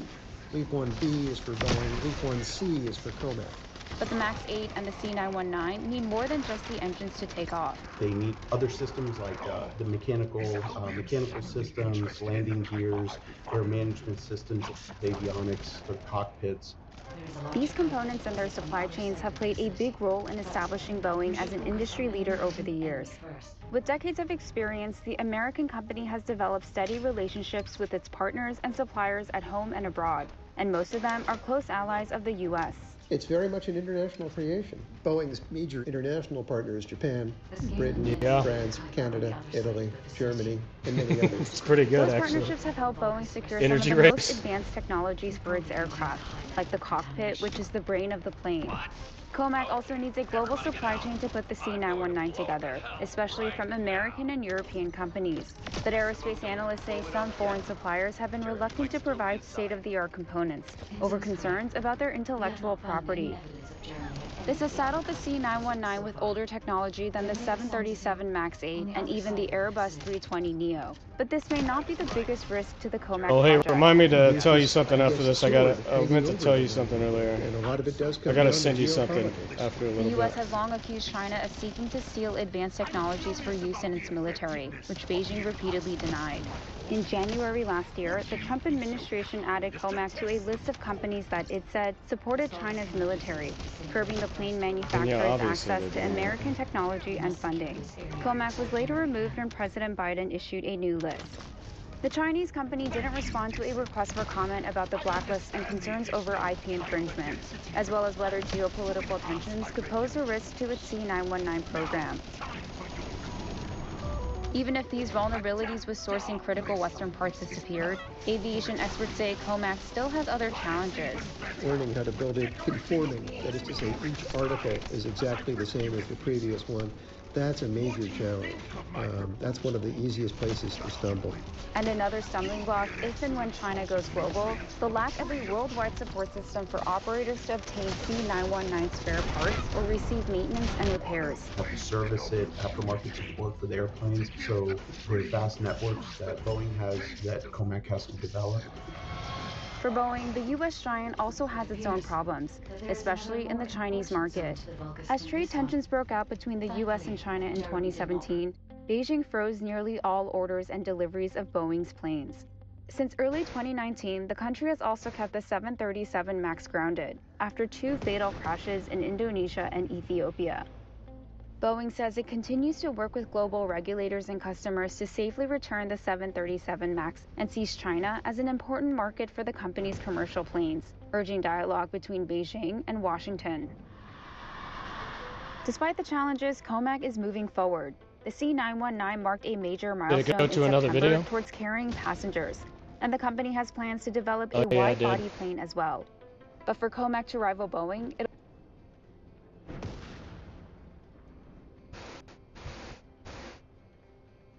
And let's switch back to this, hold on.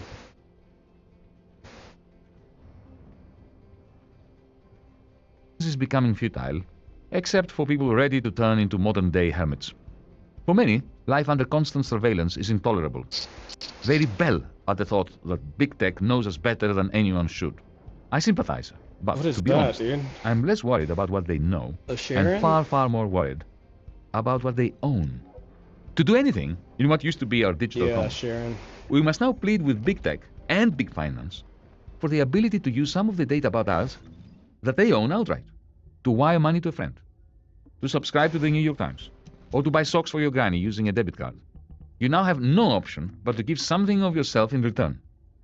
Perhaps a small fee, perhaps not, but always a piece of information about your preferences, sometimes a bit of your attention, usually your consent to be monitored further, and ultimately brainwashed by some big fintech conglomerate that will help you verify to itself or to some similar outfit that you are who you are. It did not have to be this way. When the US Pentagon chose to make GPS available to everyone, to turn it over to the digital commons, they granted each of us the right to know our location in real time, for free, no questions asked. It was a political decision to do so, as was the sinister decision that you and I should not have any means of establishing or proving our online identity. Another political decision by the US government, except this time clearly aimed at boosting big tech's power over us. How different would the internet be without these new enclosures? Imagine what you could do if you owned your digital identity and could prove who you are without relying on the combination of a bank card and a corporation like Uber or Lyft that processes that card and all your subsequent travel data. In the same way GPS pinpoints where you presently are, you would have the opportunity to broadcast over the internet. My name is George. I am on the corner of Aristotle and Plato Streets, and I'm heading for the airport. Anyone wishing to bid for my ride? Within seconds, you would receive a multitude of offers from people or outfits licensed to carry passengers, including sage advice from the Municipal Transit Authority like, why not take the metro located 3 minutes walk from where you are and much faster than any car can meander its way through traffic. Alas, you can't do this.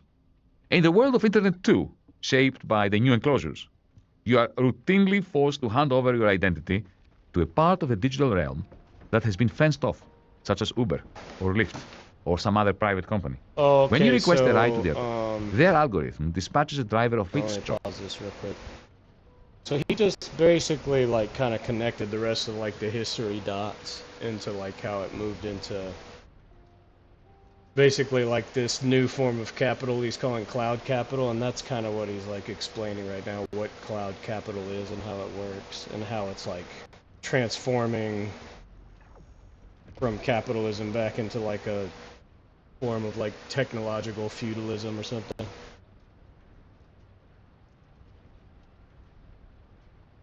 Let me rewind this actually a little bit. Even allowing for the presence of Australia's indigenous inhabitants, offered them an alternative, a resignation and self-employment. And so the hapless Mr. Peel was left with splendid made-in-England capital goods, money in hand, but no power to command his workers. Land is what it is.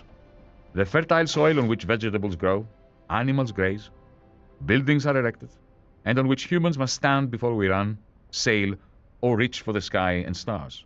I was also gonna tell you, I made like a list of stuff, like, kind of to put in. I'll finish it and like send it to you. You know, kind of what we were talking about before, like a milestones checklist. I wrote down a bunch of stuff like I try to work on to like implement. But the next thing I want to do is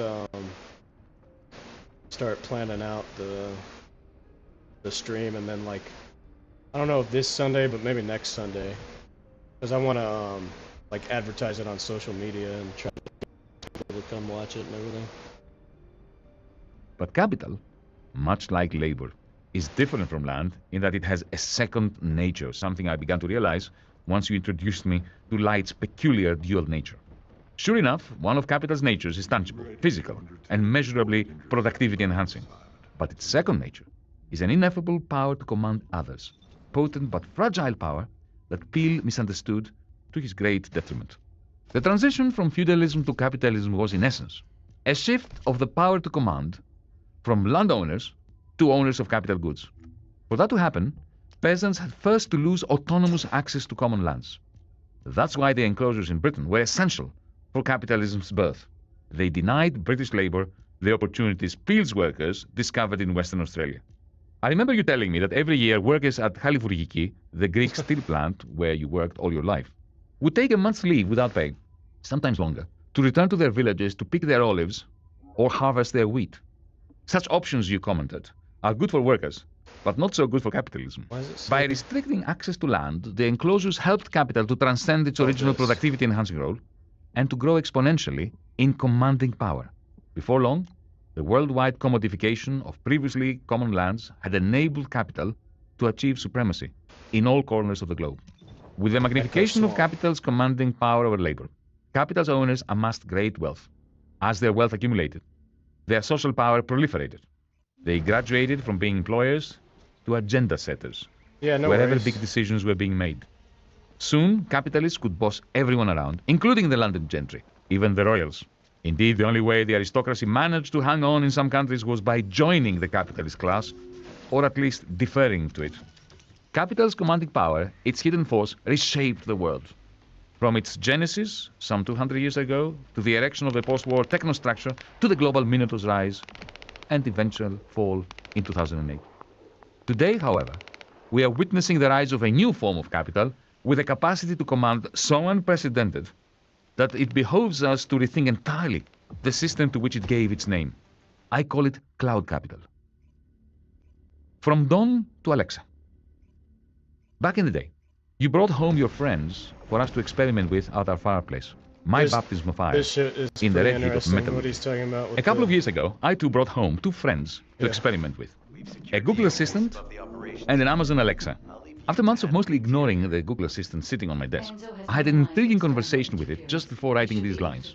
The conversation began, by chance, when it activated itself without my say-so. "What on earth are you doing?" I asked. "I'm learning new ways to help you better," responded the device in an agreeable female voice. "Stop it immediately," I demanded. "Sorry, I'm switching off," it said. Of course, that was a lie. These devices never switch themselves off. They only pretend to be asleep. Still, somewhat annoyed, I decided that instead of unplugging it, I would pit it against its competitor. "Okay, Google, what do you think of Alexa?" I inquired.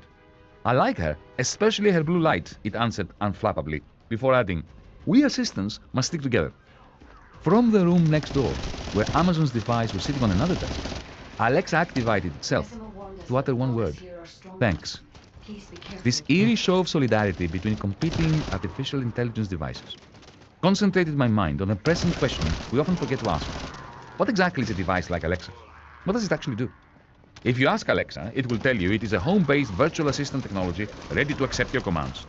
To switch on the lights, order more milk, take down a note, call a friend, search the internet, tell jokes. To be, in short, your dedicated, eager, mechanical servant. All true, except that Alexa will never ever tell you what it truly is. A tiny cog in a vast cloud-based network of power, within which you are a mere node, a speck of digital dust. At best, a plaything of forces beyond your comprehension or control. Don Draper also treated us condescendingly. He sold us the sizzle, not the steak. He weaponized our nostalgia and manipulated our melancholia to sell us chocolate bars, fatty burgers, and slide projectors. He worked out how to make us buy things we didn't need or want really. He bought our attention to commodify our souls and pollute our bodies. But with Dawn, at least we had a fighting chance. It was his wits against ours. With Alexa, we stand no chance. Yeah, I haven't Its even power really to messed command with it. is systemic, overwhelming, galactic. As we chat on the phone, or move and do things about the house, Alexa listens, observes, and learns our preferences and habits. As it gets to know us, it develops an uncanny capacity to surprise us with good recommendations and intriguing ideas. Before we realize it, the system hiding behind Alexa has acquired substantial powers to curate our reality in order to guide our choices, effectively, to command us. How is this different to what Draper did? Hugely is the answer. Dawn had the talent to invent ways to instill manufactured desires in us. But it was a one-way street. Through the medium of television, of large billboards in cities and along highways, Dawn would implant longings into our subconscious. That was that. However, with cloud-based Alexa-like devices in Dawn's place, we find ourselves in a permanently active two-way street between our soul and the cloud-based system hiding behind Alexa's soothing voice. In the words of the philosophers, Alexa ensnares us in the most dialectical of infinite regresses. Which means what exactly? It means that what begins with us training Alexa to do things on our behalf soon spins out of our control into something that we can neither fathom nor regulate. For once we have trained its algorithm and fed it data on our habits and desires, Alexa starts training us. How does it do this? It begins with soft nudges to provide it with more information about our whims, which it then tailors into access to videos, texts, and music that we appreciate. Once it has won us over in this manner, we become more suggestible to its guidance. In other words, Alexa trains us to train it better. The next step is spookier. Having impressed us with its capacity to appeal to our tastes, it proceeds to curate them. This it does by exposing us to images, text, and video experiences that it selects in order subtly to condition our whims. Before long, it is training us to train it, to train us, to train it, to train us ad infinitum. This infinite loop, or regress, allows Alexa and the great algorithmic network hiding the cloud behind it to guide our behavior in ways superbly lucrative for its owner. Having automated Alexa's power to manufacture, or at least curate our desires, it grants its owner a magic wand with which to modify our behavior, a power that every marketer has dreamed of since time immemorial. This is the essence of algorithmic, cloud-based command capture. Singularities. Humanity's ancient fear of its technological creations is at the heart of many of Hollywood's favorite storylines. Movies like Terminator and The Matrix turn on the same fear that animated Mary Shelley's Frankenstein and Hesiod's ancient telling of the Tale of Pandora, in which is a robot, made by Hephaestus, on Zeus's instructions to punish us for Prometheus' crime of stealing fire from the gods on our behalf. All such tales, movies, and television series feature a so-called singularity.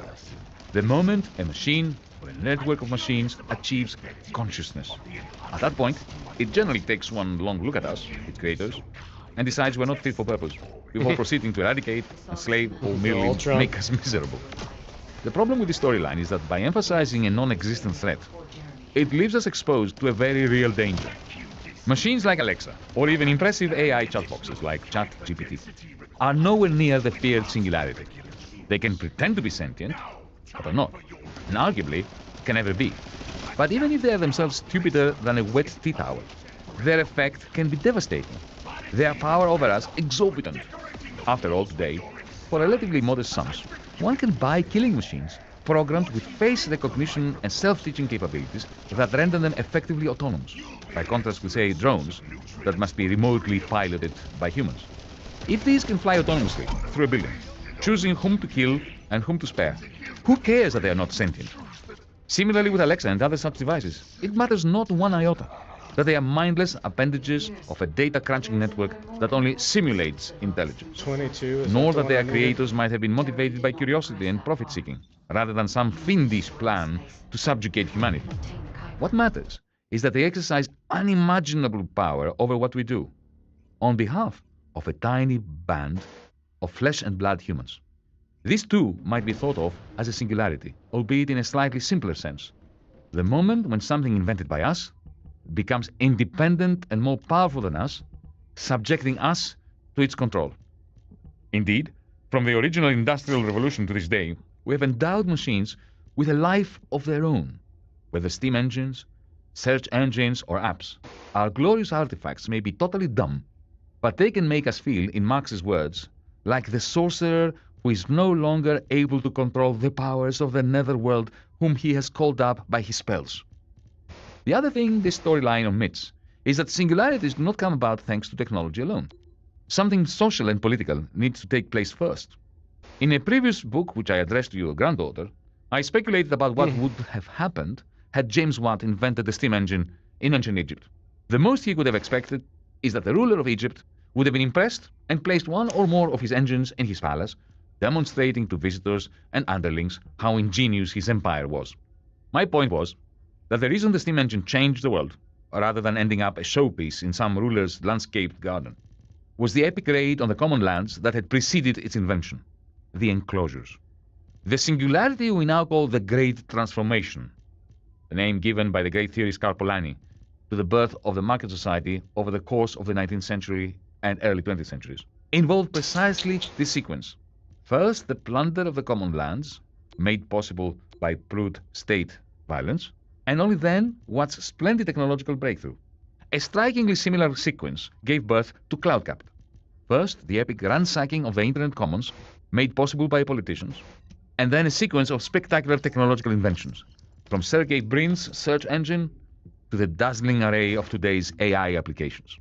In short, in the last 2.5 centuries, humanity has had to reckon with two singularities, neither of which required machines to attain sentience. Rather, each required a comprehensive plunder of the commons, a complicit political class, and only then a marvelous technological breakthrough. That's how the original age of capital transpired, and that's how the age of cloud capital is now dawning. Telling the full story of how this happened will help explain how cloud capital gained its unprecedented powers. I guess we could crack these. The birth of the internet commons. Now that computers speak to each other, will this network make capitalism impossible to overthrow, or might it finally reveal its Achilles heel? To gauge the internet's impact on capitalism, we need first to understand its evolving relationship with capitalism. At the beginning, it had none. The early internet was a capitalism-free zone. If anything, it seemed like an homage to Soviet Gosplan, the state planning committee whose job was to replace the market mechanism. A centrally designed, state-owned, non-commercial network. At the same time, it featured elements of early liberalism, even tributes to what I call anarcho-syndicalism, a network without hierarchy. It relied on horizontal decision-making and mutual gift exchange, not market exchanges. What is unimaginable today made perfect sense at the time. America was transitioning from its war economy to the realities of the Cold War. Even the most ardent free marketeers understood that planning for a nuclear confrontation with the Soviet Union was too important to be left to market forces. As the nuclear arms race gathered pace, the Pentagon chose centrally to finance the design and construction of a network of decentralized computers. Its single purpose, to work out how to make different silos housing nuclear weapons communicate with each other, and all of them with Washington, that was the Al Gore without a central internet hub that the Soviet nuclear bomb could take out in one go. That's how history's greatest ever antinomy came about. A US government-built and owned, non-commercial computer network that lay outside capitalist markets and imperatives, but whose purpose was the defense of the capitalist realm. But as we know from the previous chapter, the early internet was no aberration. Its uncommodified nature chimed with what was going on in the broader US economy, which was dominated by a technostructure that scorned free markets and usurped them for its own purposes, and in Japan, which was being rebuilt under US supervision along the same lines. In this global environment, it was no great wonder that the most promising nascent technology, the fledgling internet, was also built as a digital commons. Rather than relying on what was effectively a non-existent market, cooperation throughout the West, and including Japan, was the obvious way to build the digital network the Pentagon needed. Eager to enlist the brightest computer geeks from across various countries, it also made sense to design the internet in such a way that maximized unencumbered communication between the technostructure's experts. A protocol is a language by which computers can communicate numbers and text. including the addresses of senders and receivers. Those building the original Internet decided on common or open protocols, languages that were available for anyone to use for free. Internet like 1, Linux. the original Internet, was thus invented and maintained by military scientists, academics, and researchers who were employed by a variety of non-commercial bodies across the United States and its Western allies. Thanks to its accessibility and spirit of shared endeavor, it attracted countless enthusiasts who produced much of its foundations for free, some for love, others out of an insatiable urge to be among the pioneers who built the world's first horizontal, global, non-intermediated communication network. By the 1970s, as America's global plan was dying and the global minotaur was being born, all the building blocks of this marvelous digital commons were in place. And they still are, albeit hidden now under the monstrous edifices erected upon them by big tech. In fact, the remnants of Internet 1 still serve us well. Even though they function outside, deep within our computers, we can't avoid occasionally catching glimpses of their acronyms. Letters like TCP/IP, which refer to a protocol our computers use to send or receive information, or POP, IMAP, and SMTP, the original protocols that still allow us to email each other. Or perhaps the most visible of them all, HTTP, the protocol by which we visit websites. We pay not one penny to use these protocols, nor do we suffer advertisements as the indirect price for using them. Like Britain's common lands before the enclosures, they remain free for anyone to use. Not unlike Wikipedia, one of the few surviving examples of a commons-based service that takes huge quantities of work to produce and maintain, but which no owner monetizes. The new enclosures. Internet 1 was an unlucky child. Like a newborn whose mother died during its birth, its open protocols were formulated during a decade, the 1970s, that was inimical to such socialistic enterprises. Even as the first batch data files, email's predecessor, raced along Internet 1's original cables, the demolition of the global plan was already underway.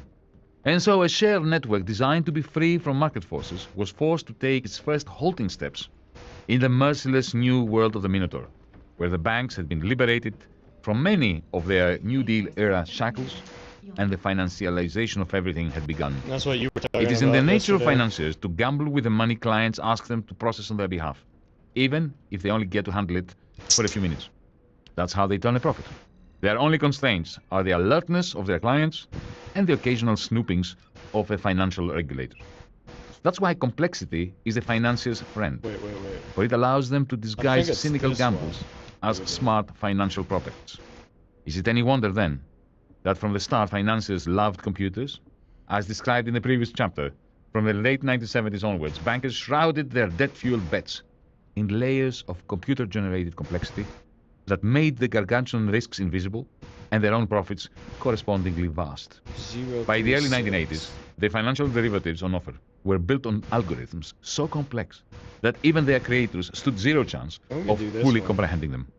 And so it was that, decoupled from the mundane world of physical capital, legitimized by the ideology of neoliberalism, fueled by a new virtue called greed, shrouded in the complexity of their computers, financiers reinvented themselves, not without some justification, as masters of the universe. In that universe, where algorithms had already become the financiers' handmaidens, the original commons-like Internet stood no chance. New enclosures were only a matter of time. As with the original enclosures, some form of fence would be necessary to keep the masses out of such an important resource. In the 18th century, it was land that many were denied access to. In the 21st century, it is access to our own identity. Think about it. I still have the light blue ID card that you were issued with when you came out of that prison camp in 1950. I remember you telling me how the police toyed with you before handing it over. It was an extreme example of how, until fairly recently, our relationship with our identity was mediated and controlled by the state, which held a monopoly on the powerful tokens that legitimize us as rights-holding citizens. Passports, birth certificates, your faded ID card. Today, these have been sidelined by a digital identity that in reality does more work every day than those material artifacts. And yet, astoundingly, our digital identity belongs neither to us nor to the state. Strewn across countless privately owned digital realms, it has many owners, none of whom is us. A private bank owns your ID codes and your entire purchasing record. Facebook is intimately familiar with whom and what you like. Twitter remembers every little thought that caught your attention, every opinion you agreed with, that made you furious, that you lingered over idly before scrolling on. Apple and Google know better than you do what you watch, read, buy, whom you meet, when and where. Spotify owns a record of your musical preferences more complete than they once stored in your own conscious memory. And behind them all are countless others, invisibly gathering, monitoring, sifting and trading your activity for information about you. With every day that passes, some cloud-based corporation, whose owner you will never care to know, owns another aspect of your identity. I remember the few years after television came to Greece when you and Mum resisted my appeals to buy an idiot box, fearing it would take over our senses and dull our evening discussions. Today, resisting the corporation's legal pilfering of our digital identity is much harder. If we switch to One can, of course, insist on using cash only, on buying stuff exclusively from bricks and mortar shops, and on using landlines or at most old-fashioned flip phones that do not connect to the internet. But if one has kids, this means depriving them of a world of knowledge and fun that all the other kids have access to. Moreover, as bank branches, post offices and local shops close down, your friends no longer post physical letters, and states place limits on how much cash you can use in a single transaction. Resistance is becoming futile, except for people ready to turn into modern-day hermits. For many, life under constant surveillance is intolerable. They rebel at the thought that big tech knows us better than anyone should. I sympathize, but to be honest, I'm less worried about what they know, and far, far more worried about what they own. To do anything in what used to be our digital commons, we must now plead with big tech and big finance for the ability to use some of the data about us that they own outright, to wire money to a friend, to subscribe to the New York Times, or to buy socks for your granny using a debit card. You now have no option but to give something of yourself in return. Perhaps a small fee, perhaps not, but always a piece of information about your preferences, sometimes a bit of your attention, usually your consent to be monitored further, and ultimately brainwashed by some big fintech conglomerate that will help you verify to itself, or to some similar outfit, that you are who you are. It did not have to be this way. When the US Pentagon chose to make GPS available to everyone, to turn it over to the digital commons, they granted each of us the right to know our location in real time, for free, no questions asked. It was a political decision to do so, as was the sinister decision that you and I should not have any means of establishing or proving our online identity. Another political decision by the US government, except this time clearly aimed at boosting big tech's power over us. How different would the internet be without these new enclosures? Imagine what you could do if you owned your digital identity and could prove who you are without relying on the combination of a bank card and a corporation like Uber or Lyft that processes that card and all your subsequent travel data. In the same way GPS pinpoints where you presently are, you would have the opportunity to broadcast over the internet. My name is George. I am on the corner of Aristotle and Plato Streets, and I'm heading for the airport. Anyone wishing to bid for my ride? Within seconds, you would receive a multitude of offers from people or outfits licensed to carry passengers, including sage advice from the Municipal Transit Authority like, why not take the metro, located 3 minutes walk from where you are, and much faster than any car can meander its way through traffic. Alas, you can't do this. In the world of Internet 2, shaped by the new enclosures, you are routinely forced to hand over your identity to a part of the digital realm that has been fenced off, such as Uber or Lyft or some other private company. When you request a ride to the airport, their algorithm dispatches a driver of its choice, with a view to maximize the exchange value the company owning the algorithm extracts both from you and the driver. These new enclosures enable the plunder of the digital commons, which drove the incredible rise of cloud capital. Cloud capital beginnings. I remember once hearing you explain why you so admired the ancient ironsmiths, because they had no concept of the Iron Age they were ushering in. Instead, they were driven by something within them, an impulse to experiment until they had freed steel from lumps of pig iron, like Michelangelo liberating his David from a block of marble. The technologists who recently ushered in the age of cloud capital were no different. Driven also by curiosity and an almost moral enthusiasm, they experimented with various technologies whose purpose was to liberate useful information from the growing megalith of data at the internet's heart, to guide us to websites, friends, colleagues, books, films and music that we might like, They wrote algorithms capable of categorizing us in clusters of internet users with similar search patterns and preferences. Then, all of a sudden, came the breakthrough, the real singularity. Their algorithms ceased to be passive. They began to behave in ways hitherto associated exclusively with persons. They turned into agents. This miracle took 3 leaps to complete. The first was from some simple algorithms to ones that could adapt their objectives in light of the outcome of their activity. In other words, to pre-program themselves. Machine learning was the technical term. The second leap replaced the standard computer hardware with exotic neural networks. The third and decisive leap infused neural networks with algorithms capable of reinforcement learning, emulating how you patiently introduced me, first to tin, then to bronze, and finally to iron and steel. Allow me to introduce you to these 3 leaps, one at a time. The early algorithms resembled recipes, mundane sets of step-by-step instructions to produce a pre-specified output. For instance, a lasagna. Later on, algorithms were released from the obligation to reach one pre-specified outcome and were allowed to pick, albeit in a pre-programmed manner, from a menu of possible outcomes, the one best suited to unforeseen eventualities. Akin to telling the cook that if the mince has gone off during the preparation, a vegetarian lasagna outcome should replace the original meat-based version. That was leap 1. Meanwhile, the computer hardware in which algorithms operate underwent great transformations of its own. In order to process a lot of information faster, engineers developed a new design of hardware in crude imitation of the human brain, adopting layered network structures that allow for the interconnection of many different nodes, each containing useful information. This was the second leap. 6%, but the key innovation that breathed something resembling agency into the algorithms was the third. Reinforcement learning was a tribe of software engineers who realized that algorithms had the potential to evaluate their own performances and make improvements far faster than any human could. To achieve this, they wrote into them 2 types of subprograms or subroutines. One that measures the algorithm's performance while it is in action and at tremendous speeds, and another called a reward function that helps the algorithm alter itself so as to improve its performance in accordance with the engineer's objectives. Using neural networks to process gargantuan amounts of data, algorithms featuring reinforcement learning could do things beyond Don Draper's imagination. By surveying the reaction of millions of people to their prompts, billions of times every hour, they could train themselves at lightning speeds, not only to influence us, but also to pull off the fascinating new trick that Alexa and her ilk, as we saw earlier, are now capable of, to be influenced by the way they influence us, to affect themselves in light of the way they affect humans. How exactly they do so is entirely opaque. Even the people who write these algorithms do not understand it.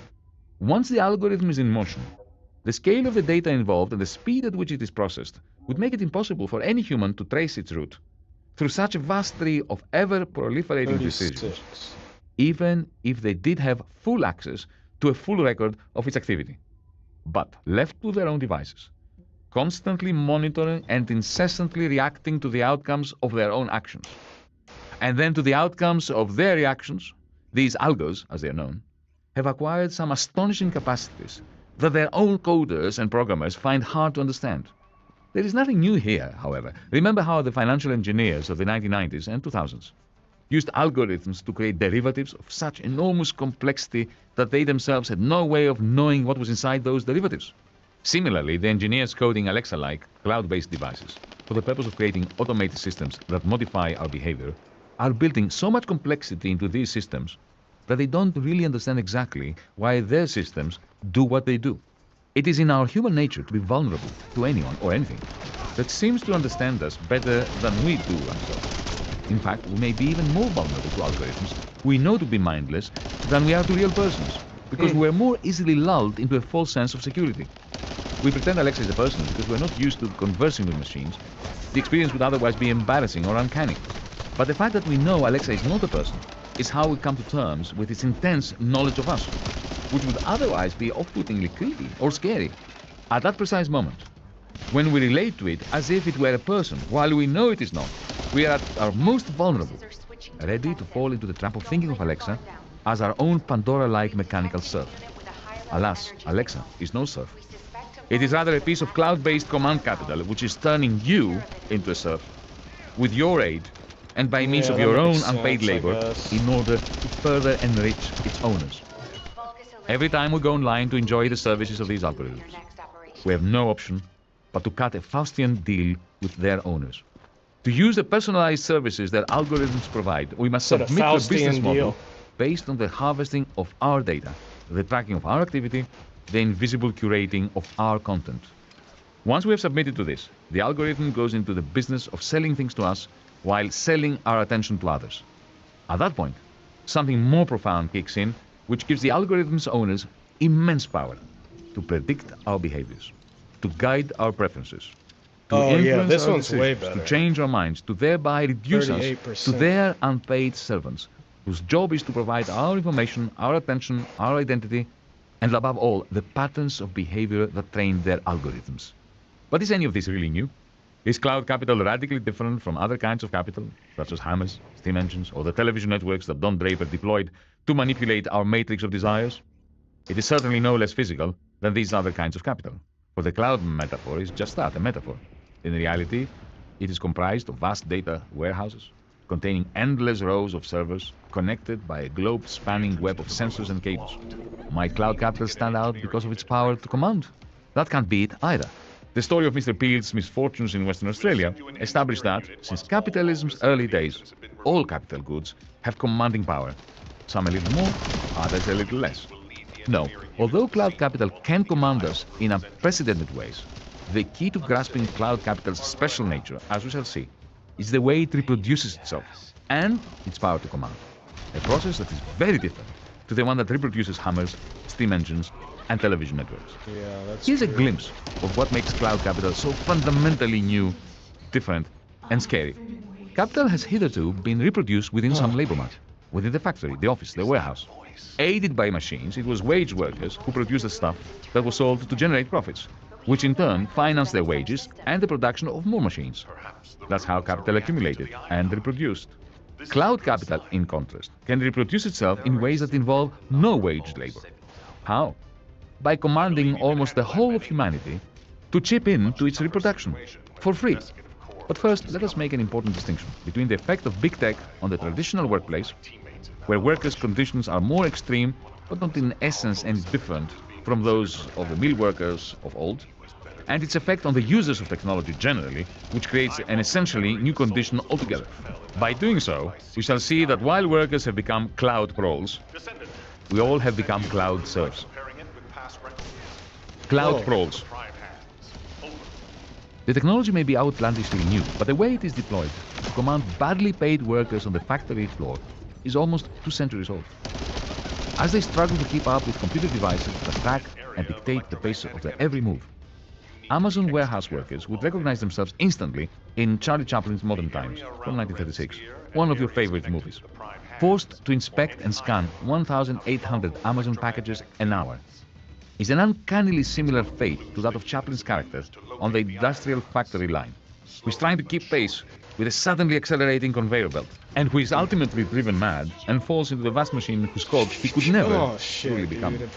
When Juan Espinosa, a picker at the Staten Island Amazon warehouse, opined that Mr. Bezos couldn't do a full shift at that place as an undercover boss, anyone familiar with Fritz Lang's even earlier film, Metropolis, from 1927, would have been reminded of the scene in which Freder, the autocrat's son, inadvertently descends into his father's machine halls, where workers are engaged in a desperate struggle to keep the massive hands of huge clock-like machines aligned. Shocked at what he finds, Freder holds his head in horror at the sight of machines marching the workers at an inhuman tempo, mechanizing them ruthlessly.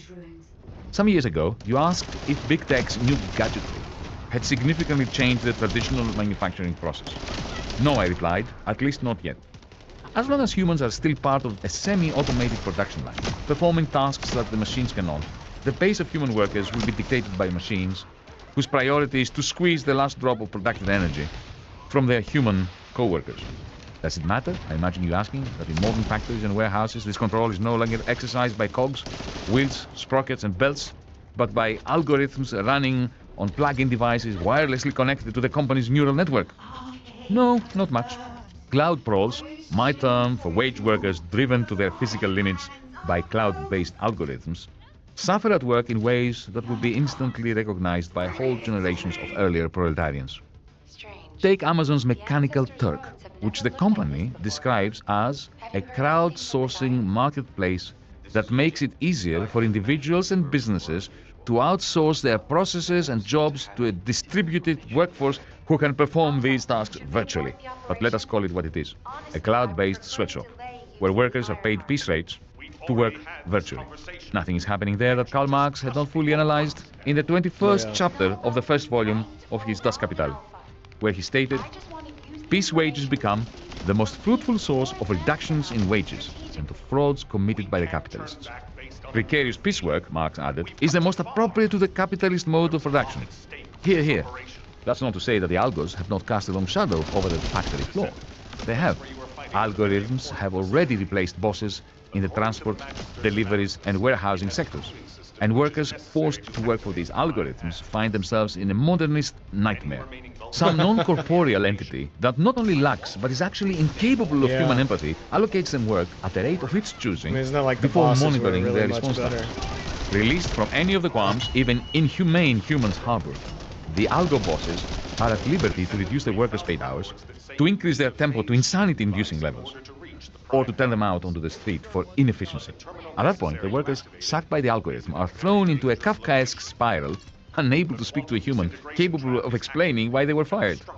Soon, no doubt, algorithms will develop union-busting capabilities too.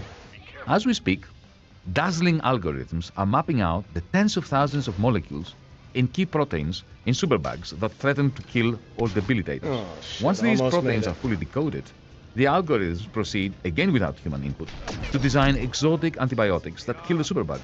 A scientific triumph for the ages. What is there to stop a similar algorithm from designing a global supply chain that bypasses warehouses or factories, in which trades unions seem likely to succeed in organizing workers? Trades unions could be snuffed out before they're even formed. Wait, where are we going? So yes, cloud capital is turning workplaces into metropolis-like algo holes, in which human workers are reduced to exhausted cloud crawls. And yet cloud crawls are not suffering a fate terrestrial crawls of the modern times variety would find surprising. Cloud capital, in short, continues to do in the world's factories, warehouses, and other traditional workplaces that which traditional terrestrial capital always did, perhaps a little more efficiently. However, outside the traditional places of work, cloud capital is demolishing everything we used to take for granted. Cloud serfs. Don Draper is perhaps Romanticism's last poster boy. He treated science with suspicion and computers with disdain. He idealized nature and loved hitting the road in his gargantuan Cadillac. He lived and breathed individualism. He luxuriated in nostalgia. He adored women until they fell for him, at which point he bolted. He feared emotions because he saw them as the ultimate repository of insights into the human spirit. And he used his talents to commodify this melange of memory, sentiment, tickliness, and insight, so as to extract from consumers monies they might have otherwise kept for themselves. His algorithmic double, Alexa, may be no romantic, but cloud capital monetizes our emotions more effectively than Don ever could. It tailor-makes experiences that exploit our biases to drive consumption, and then it uses our responses to hone those experiences yet further. But that's only the beginning. Besides modifying our consumer behavior in ways Don Draper would marvel at, and perhaps be appalled by, cloud capital has a far more impressive trick up its sleeve. It can command us to put work directly into its own production, reinforcement, and maintenance. Consider what cloud capital consists of. Smart software, server farms, cell towers, thousands of miles of optic fiber. And yet all of this would be worthless without content. The most valuable part of the stock of cloud capital is not its physical components, but rather the stories posted on Facebook, the videos uploaded to TikTok and YouTube, the photos on Instagram, the jokes and insults on Twitter, the reviews on Amazon, or simply our movement through space, allowing our phones to alert Google Maps to the latest spot of traffic. In providing these stories, videos, photos, jokes, and movements, it is we who produce and reproduce outside any market the stock of cloud capital. This is unparalleled. Workers employed by General Electric, ExxonMobil, General Motors, or any other major conglomerate, collect in salaries and wages approximately 80% of the company's income. This proportion grows larger in smaller firms. Big tech's workers, in contrast, collect less than 1% of their firm's revenues. The reason is that paid labor performs only a fraction of the work that big tech relies on. Most of the work is performed by billions of people for free. Sure enough, most of us choose to do this, enjoy it even. Broadcasting our opinions and sharing our lives' intimate details with our digital tribes and communities seems to satisfy some perverse expressive need of ours. No doubt, under feudalism, serfs toiling away on their ancestral lands would have suffered great hardships, but still found it undesirable, if not unfathomable, to have their way of life taken away from them, their shared culture and traditions. Yeah. Still, the harsh reality remained. At the end of the harvest, the landlord would send the sheriff to extract the lion's share of their produce, without paying the serfs a penny for it. So it goes with the billions of us unwittingly producing cloud capital. The fact that we do so voluntarily, happily even, does not detract from the fact that we are unpaid manufacturers, cloud serfs, whose daily self-directed toil enriches a tiny band of multi-billionaires residing mostly in California or Shanghai. This is the crux. It's crazy, man. Maybe turning waged workers into cloud proles, who live increasingly precarious, stressful lives under the invisible thumb of algorithmic bosses. And it may have replaced Don Draper with extraordinary behavior modification algorithms, hidden behind elegant tabletop appliances like Alexa. But that's not the most significant fact about cloud capital. Cloud capital's singular achievement, a feat far superior to either of these, is the way it has revolutionized its own reproduction. The true revolution cloud capital has inflicted on humanity is the conversion of billions of us into willing cloud serfs volunteering to labor for nothing to reproduce cloud capital for the benefit of its owners. Yeah, but how With do their you, markets, like, how hello do you cloud escape thieves. that? There's no escape Enter from Amazon.com and you have exited capitalism. Despite all the buying and the selling that goes on in there, you have entered a realm which can't be thought of as a market, not even a digital one. When I say this to people, which I frequently do in lectures and debates, they look at me as they would a madman. But once I start explaining what I mean, their fear for my sanity soon turns into fear for us all. Imagine the following scene straight out of the science fiction storybook. You are beamed into a town full of people going about their business, trading in gadgets, clothes, shoes, books, songs, games, and movies. At first, everything looks normal. What is this? Until you begin to notice something odd. It turns out that all the shops, shotgun. indeed every building, belong to a chap called Jeff. He may not own the factories that produce the stuff sold in his shops, but he owns an algorithm that takes a cut for each sale, and he gets to decide what can be sold and what cannot. If that were all, the scene would evoke an old western in which a lonesome cowboy rides into town to discover that a podgy strongman owns the saloon bar, the grocery store, the post office, the railway, the bank, and naturally the sheriff. Except that isn't all. Jeff owns more than the shops and the public buildings. He owns the dirt you walk on, the bench you sit on, even the air you breathe. In fact, in this weird town, everything you see and don't see is regulated by Jeff's algorithm. You and I may be walking next to each other, our eyes trained in the same direction. But the view provided to us by the algorithm is entirely bespoke, carefully curated according to Jeff's priorities. Everyone navigating their way around Amazon.com, except Jeff, is wandering in algorithmically constructed isolation. This is no market town. It is not even some form of hyper-capitalist digital market. Even the ugliest of markets are meeting places where people can interact and exchange information reasonably freely. In fact, it's even worse than a totally monopolized market. There, at least the buyers can talk to each other, form associations, perhaps organize a consumer boycott to force the monopolist to reduce a price or to improve a quality. Not so in Jeff's realm, where everything and everyone is intermediated, not by the disinterested invisible hand of the market, but by an algorithm that works for Jeff's bottom line and dances exclusively to his tune. If this is not scary enough, recall that it is the same algorithm which, via Alexa, has trained us to train it to manufacture our desires. The mind rebels at the enormity of the hubris.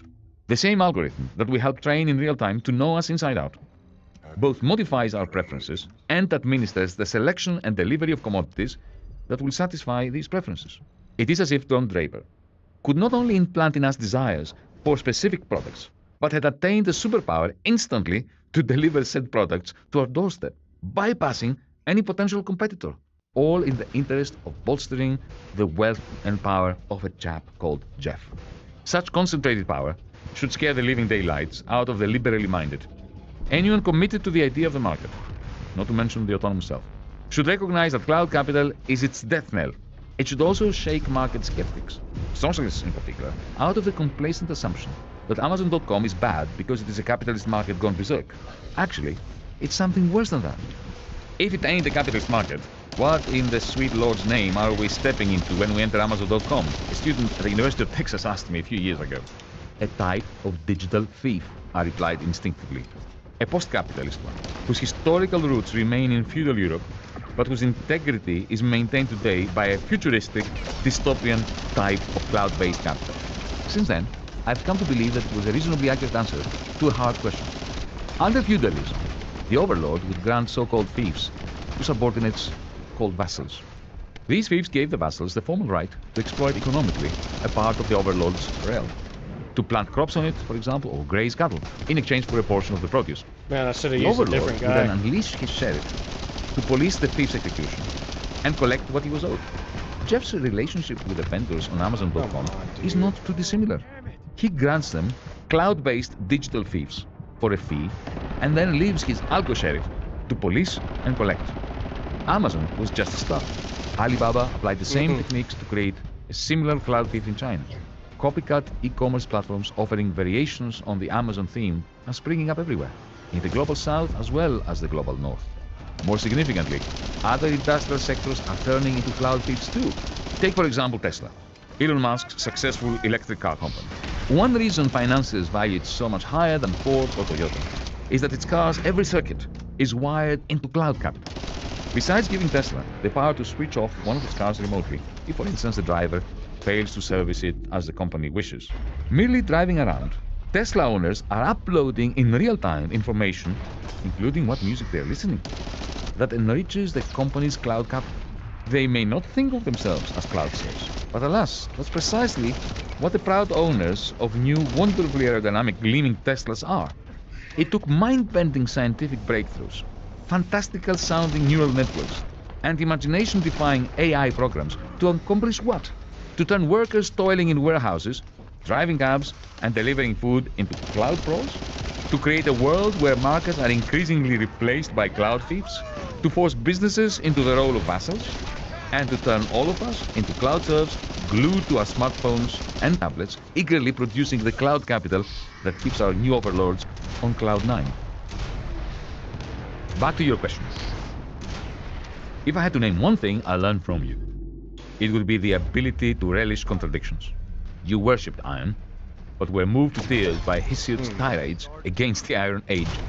You threw your lot in with the communists, knowing full well that if your side won, you would end up in the gulag. You fell in love with every furnace, pipe, conveyor belt, and crane in the steel factory where you worked, but remained horrified by their tendency to mechanize, alienate, and dehumanize the workers appended to them. It is why I wanted to talk to you about cloud capital, because you would know how to admire and detest it at once. And because through this contradiction, you would recognize that cloud capital is the key to answering your question about the internet's impact on capitalism. Capitalism surfaced when owners of capital goods, steam engines, machine tools, spinning jennies, telegraph poles, etc., acquired the power to command people and nations. Powers that far exceeded, for the first time, those of landowners. It was a great transformation made possible by the prior privatization of common lands. Same with cloud capital. To acquire its even greater powers to command, it too required the prior privatization of another crucial commons, Internet 1. Like all capital since capitalism's inception, cloud capital can be thought of as a vast production and behavior modification machine. It produces marvelous devices and the power for its owners to command humans who do not own it. But that's where the similarity between terrestrial and cloud capital ends, and where the difference between conventional capitalists and cloudalists begins. Previously, to exercise capital's power to command and make other humans work faster and consume more, capitalists require two types of professionals, managers and marketeers, especially under the auspices of the post-war technostructure. These two service professions achieved greater prominence even than bankers and insurance brokers. Gleaming new business schools were set up to initiate MBA students in the dark arts of quick marching a workforce towards explosive labor productivity.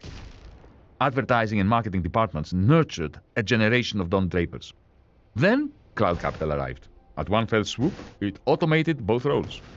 The exercise of capital's power to command workers and consumers alike was handed over to the algos. This was a far more revolutionary step than replacing auto workers with industrial robots. After all, industrial robots simply do what automation has been doing since before the Luddites, making proletarians redundant or more miserable, or both. No, the truly historic disruption was to automate capital's power to command people outside the factory, the shop, or the office. To turn all of us, cloud pros, and everyone else into cloud serfs in the direct, unremunerated service of cloud capital, unmediated by any market. Meanwhile, conventional capitalist manufacturers increasingly have no option but to sell their goods at the discretion of the cloudalists, paying them a fee for the privilege, developing a relationship with them no different to that of vassals vis-à-vis their feudal overlords. So back to your question. Now that computers speak to each other, will this network make capitalism impossible to overthrow? Or might it finally reveal its Achilles heel? On the one hand, the rise of cloud capital has solidified, augmented, and massively expanded capital's triumph over labor, society, and catastrophically, nature. And yet, here is a contradiction. In doing so, cloud capital has simultaneously ushered in the techno-feudal system that has killed capitalism in so many realms and is in the process of replacing it everywhere else. In your youth, you dreamed of a time when labor would shake off the yoke of the capitalist market. So did I. Alas, something more like the opposite happened. It is capital that has shaken off the yoke of the capitalist market. And while capital is taking its victory lap, capitalism itself is receding. A sophism to sweeten the pill of our defeat? Not so, as I intend to show in Chapter 5. For now, however, let us address perhaps the most surprising and compelling aspect of capitalism's demise. The story of how the cloudalists pulled off this astonishing feat and how, for them, profit, once the driving force of our capitalist economies, became optional. Chapter 4. The rise of the cloudalists and the demise of profit. The last time you left the family home in Paleophilo was in the summer of 2020, when you came to visit us on the island of Aegina, as you like to do every summer. That journey to Aegina was a joyous break from the suffocating lockdown of the pandemic's first phase. But it must have taken its toll, because the following morning, you didn't emerge from your room until well after 11. You found me on the veranda, peering into news sites on my laptop. I was beside myself. As you sat down next to me, I exclaimed, "The age of cloud capital has just begun. In London."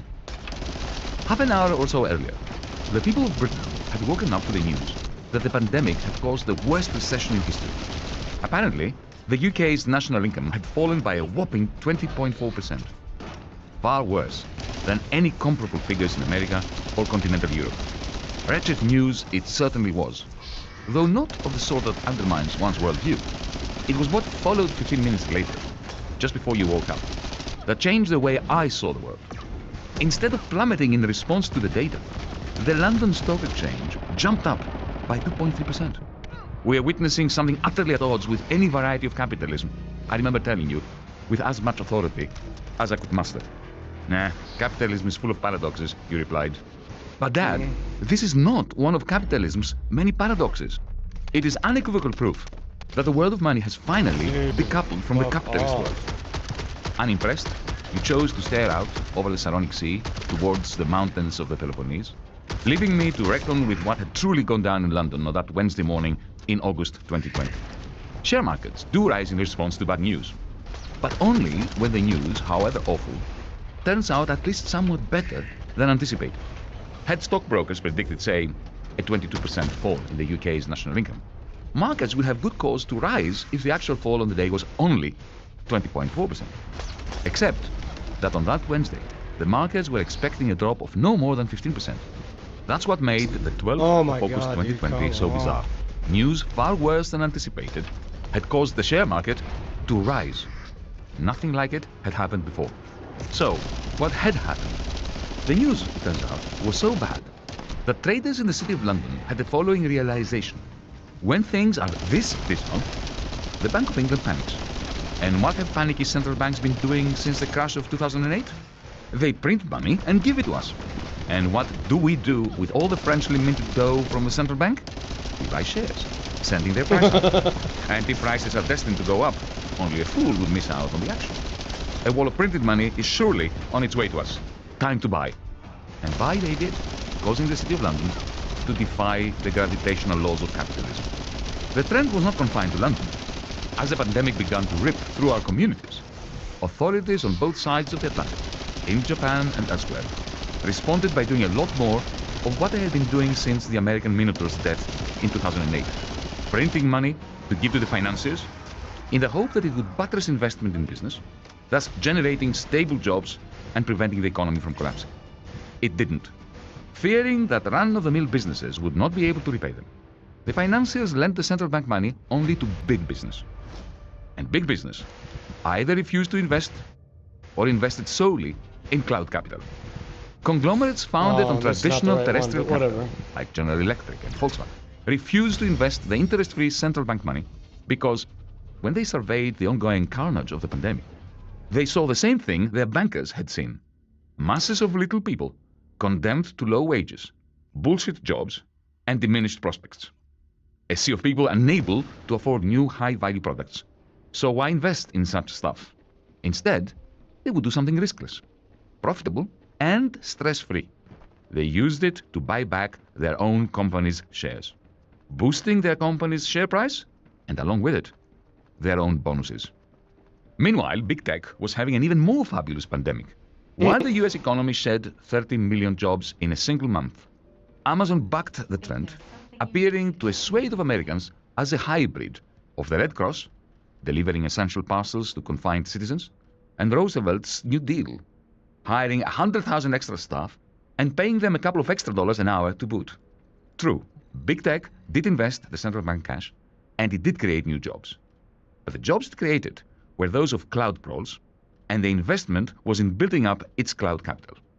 Even cloud-list companies that had a bad pandemic, like Uber and Airbnb, whose customers were unable to use their services, took the central bank money and invested in more cloud capital as if there were no pandemic. It was the pandemic, with a flood of state money it unleashed, that ushered in the age of cloud capital. And if we want a milestone with which to mark its formal arrival, that summer's morning will do nicely. But as I have hinted already, the story of the rise of cloud capital on the back of state money actually begins earlier than this, for it was in the wake of the crash of 2008 that state money began to be printed en masse by the world's central banks and started to have its strange and counterintuitive effect on profit. The secret of the new ruling class. Your fireside stories of metalworkers and announcements in particular, accelerating history, fascinated me no end, as you know. In the decades since, however, I've become more skeptical of narratives that place too much emphasis on technology, and not enough on how powerful groups seize and manipulate it to achieve and maintain dominion over others. The steam engine would have been a historical footnote were it not for the capitalists who weaponized it so as to depose the then ruling class, the feudalists. However, it is not a given that every magnificent new technological breakthrough will spawn a distinctly new form of capital to be seized upon by some new revolutionary class. The technological breakthroughs of the second industrial revolution, the electricity grids, the telegraph, later the telephone, highways packed with automobiles, television networks, these expansive networks of phenomenal machinery may have spawned big business, big finance, the Great Depression, the war economy, Bretton Woods, the post-war technostructure, the European Union, and built the modern world that your generation and mine took for granted. But they gave rise to neither a new type of capital, nor a new class who could challenge the capitalists for dominance. But the technologies that spawned cloud capital have proved more revolutionary than any of their predecessors. Through them, cloud capital has developed capacities that previous types of capital goods never had. It has become at once an attention holder, a desire manufacturer, a driver of proletarian labor, of cloud pros, an elicitor of massive free labor, from cloud serfs, and to boot, the creator of totally privatized digital transaction spaces, cloud thieves like Amazon.com, in which neither buyers nor sellers enjoy any of the options they would in normal markets. As a result, its owners, the Cloudalists, have acquired the ability to do that which the Edisons, the Westinghouses and the Fords never could, to turn themselves into a revolutionary class, actively displacing the capitalists from the top of society's pecking order. In the process, the Cloudalists, some consciously, others unthinkingly, have changed everything that previous varieties of capitalism had taught us to take for granted. The idea of what constitutes a commodity, the ideal of the autonomous individual, the ownership of identity, the propagation of culture, the context of politics, the nature of the state, the texture of geopolitics. The pressing question is, how did the Cloudalists finance all this? The early industrialists funded their factories, steamships and canals, with the blood and sweat of African slave labor and loot from American and South Asian lands and peoples. Later, the Edisons, the Westinghouses and the Fords used monies conjured up from thin air by private bankers who morphed into big finance in the process. The Cloudalists did something subtler and more impressive. They helped themselves to the rivers of cash that were being printed by the central banks of developed capitalist states. It was nothing short of a coup.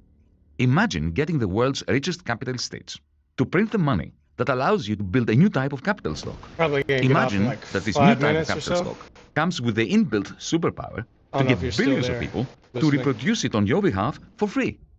Imagine further that this type of capital, funded by state monies and reproduced by citizens' free labor, intensifies your power to extract surplus value from proletarians who are working for shrinking wages under worsening conditions, but also from capitalists forced to remove their wares from traditional markets and to sell them via your cloud capital. You wouldn't even need to laugh all the way to the bank, since you would be much wiser to keep your stupendous gains stowed in some digital wallet within your cloud capital empire, rather than in an account with some pathetic banker. It sounds implausible. How on earth did the Cloudalists convince major central banks to fund them in this way? The answer is, they didn't have to. 2008's unintended consequences. In the 15 years since capitalism's near-death experience, central bankers have been printing monies and channeling them to the financiers, entirely of their own accord. In their minds, they have been saving capitalism. In reality, they have been upending it by helping to finance the emergence of cloud capital. But that's how history arrives, on the coattails of unintended consequences. The central bank money printing bonanza began in 2008, shortly after the comprehensive implosion of the West's banking sector. Politicians and central bankers then feared that if they let the banks fail and people's savings disappear, as Herbert Hoover's administration had done in 1929, they would precipitate a second Great Depression. So, at their London summit in April 2009, the G7's central bankers, along with their presidents and prime ministers, agreed to do whatever it took to refloat the banks. That was sensible. Amazing, what was preposterous was that in addition to saving the failed banks, they bailed out the quasi-criminal bankers responsible for their failure, along with their lethal practices. And far worse, in addition to practicing socialism for the bankers, they subjected workers and the middle class to vicious austerity. Cutting public expenditure in the midst of a great recession is always a terrible idea. Doing so while also printing mountains of money for the financiers wins the prize for conspicuous stupidity. Not only was it a brazen double standard that did untold damage to a generation's faith in the political class, it did something lethal to the economy. Austerity is not just bad for workers and people in need of state support during tough times. It also murders investment. In any economy, what we spend collectively translates automatically into what we earn collectively. The definition of a recession is when private expenditure is falling time to farm all this by shit. reducing public expenditure at precisely the same moment. The state accelerates the decline of economy-wide expenditure and thus hastens the rate at which a society's total income is falling. And if society's total income is falling, businesses are hardly going to spend money building up capacity when consumers don't have the money to buy. That's how austerity slays investment. With investment first knocked out by the crash of 2008 and finished off soon after by austerity, throwing new money at the finances was never going to resurrect it. Put yourself in the position of a capitalist at a time when austerity is eliminating your customers' income. Suppose I give you $1 billion to play with for free, for example, at a zero interest rate. Naturally, you'll take the $3 billion, but as we've established, you would be mad to invest it in new production lines. So, what are you going to do with the free cash? you could buy real estate, or art, or better still, shares in your own company. That way, the shares in your company appreciate in value. If you're the CEO running it, your stature and share-linked bonuses rise too. No new investment, in other words, but a lot more power in the hands of the powerful. This is exactly what happened. Seeing that the vast majority were likely to be stuck in poverty and precarity for the foreseeable future, big business went on history's deepest and longest investment strike, while spending large sums on things like real estate deals that gentrified neighborhoods and deepened divides. I think we only need 5. Every for that, gilded right? age has seen inequality rise, with the rich profiting faster than the poor. The post-2008 era was different. Inequality rose not because the poor saw their incomes rise more slowly than the rich. No, their incomes actually fell, just as the financiers and big business raked it in. When an activist state makes fabulously wealthier the same bankers whose quasi-criminal activities brought misery to the majority, who are being punished with self-defeating austerity, 2 new calamities beckon: poison politics and permanent stagnation. The poison politics we need not elaborate on. From Greece's neo-Nazis to America's Donald Trump, we have all lived through the nightmare. No. But permanent stagnation? Why would more wealth for the ultra-rich stagnate capitalism? And how did it lead to the funding of cloud capital? Well, I don't Poisoned know. Maybe money, it does drop gilded hard. stagnation. The term inflation refers to an increase across the board in the price of most things. Sometimes when the price of bread rises, it's simply because flour has suddenly become scarcer or bread more fashionable. But in the case of inflation, the price of one thing rises because the price of everything is going up. So everyone needs more dollars, yen or euros, in order to buy their loaf of bread or cup of coffee or smartphone, not just a baker. That's how inflation depletes money's exchange value. Capitalism famously drove a wedge between the value and the price of things. Money was no exception. Not bad. Money's exchange value reflects people's readiness to hand over valuable things for given sums of cash. A value that inflation diminishes, as we have just seen. But under capitalism, money also acquired a distinct market price, the rate of interest you must pay in order to lease a pile of cash for a given period. The price of potatoes drops when there are stockpiled potatoes that no one wants to buy. In just the same way, when the demand for money, for loans that is, lingers below the quantity of money available to be lent, its price, the interest rate, declines.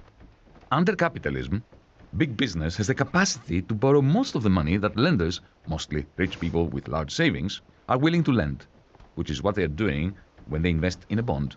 So it is big business, with its appetite for borrowing, that determines the overall demand for money.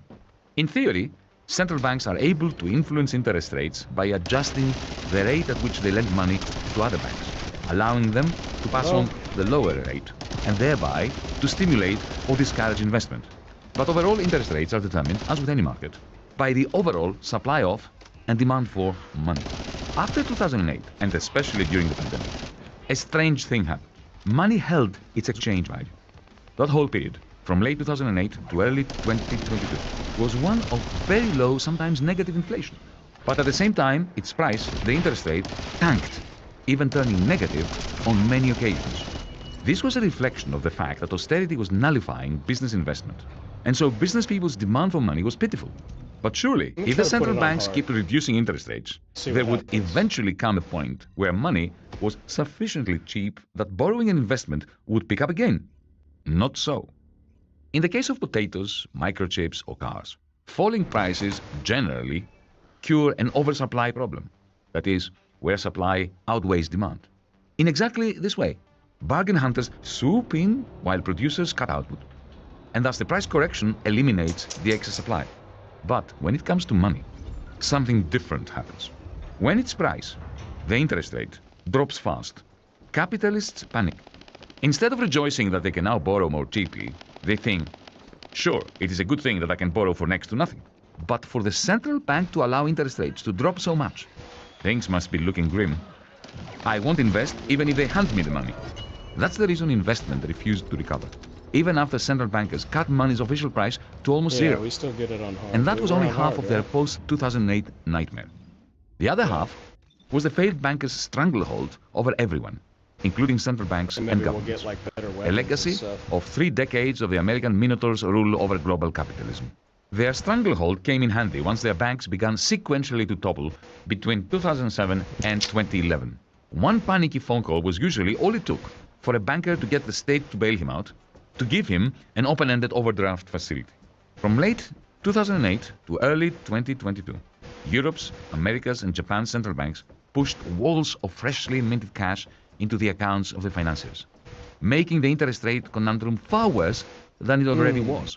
By boosting magnificently the supply of monies that big business refused to invest, socialism for financiers pushed the interest rate deeper and deeper towards negative territory. It was a strange new world. Negative prices make sense in the case of bads, the opposite of goods. When a factory wants to get rid of toxic waste, it charges a negative price for it. Its managers pay someone to get rid of it. A costly process, especially if it is done in an ecologically considerate manner. But how could money become a bad to be offloaded? Oh, wow, what the heck? When central banks began to treat money like a car manufacturer treats spent sulfuric acid, or a nuclear power station its radioactive waste product, that's when we knew there was something rotten in the kingdom of financialized capitalism. How can money acquire a negative price? It was you, Dad, who helped me come to grips with the paradox of negative interest rates.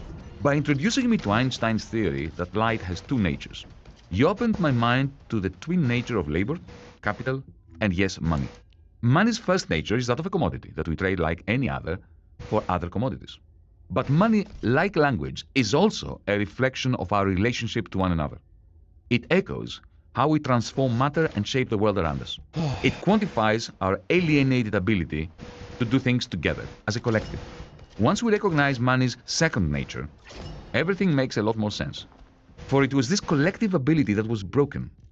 Poisoned money flowed in torrents, but not into serious investments, good quality jobs, or anything capable of reanimating capitalism's lost animal spirits.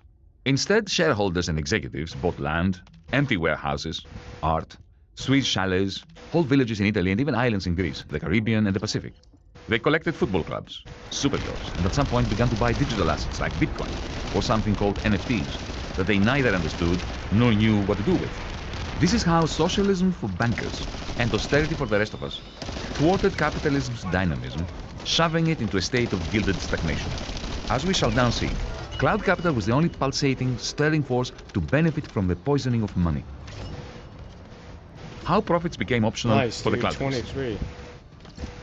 I remember being puzzled during the late 60s when you and Mum would sometimes diverge from your obsessive discussions about the junta, the term Greeks used for the fascist dictatorship ruining our lives, to talk about something called the right.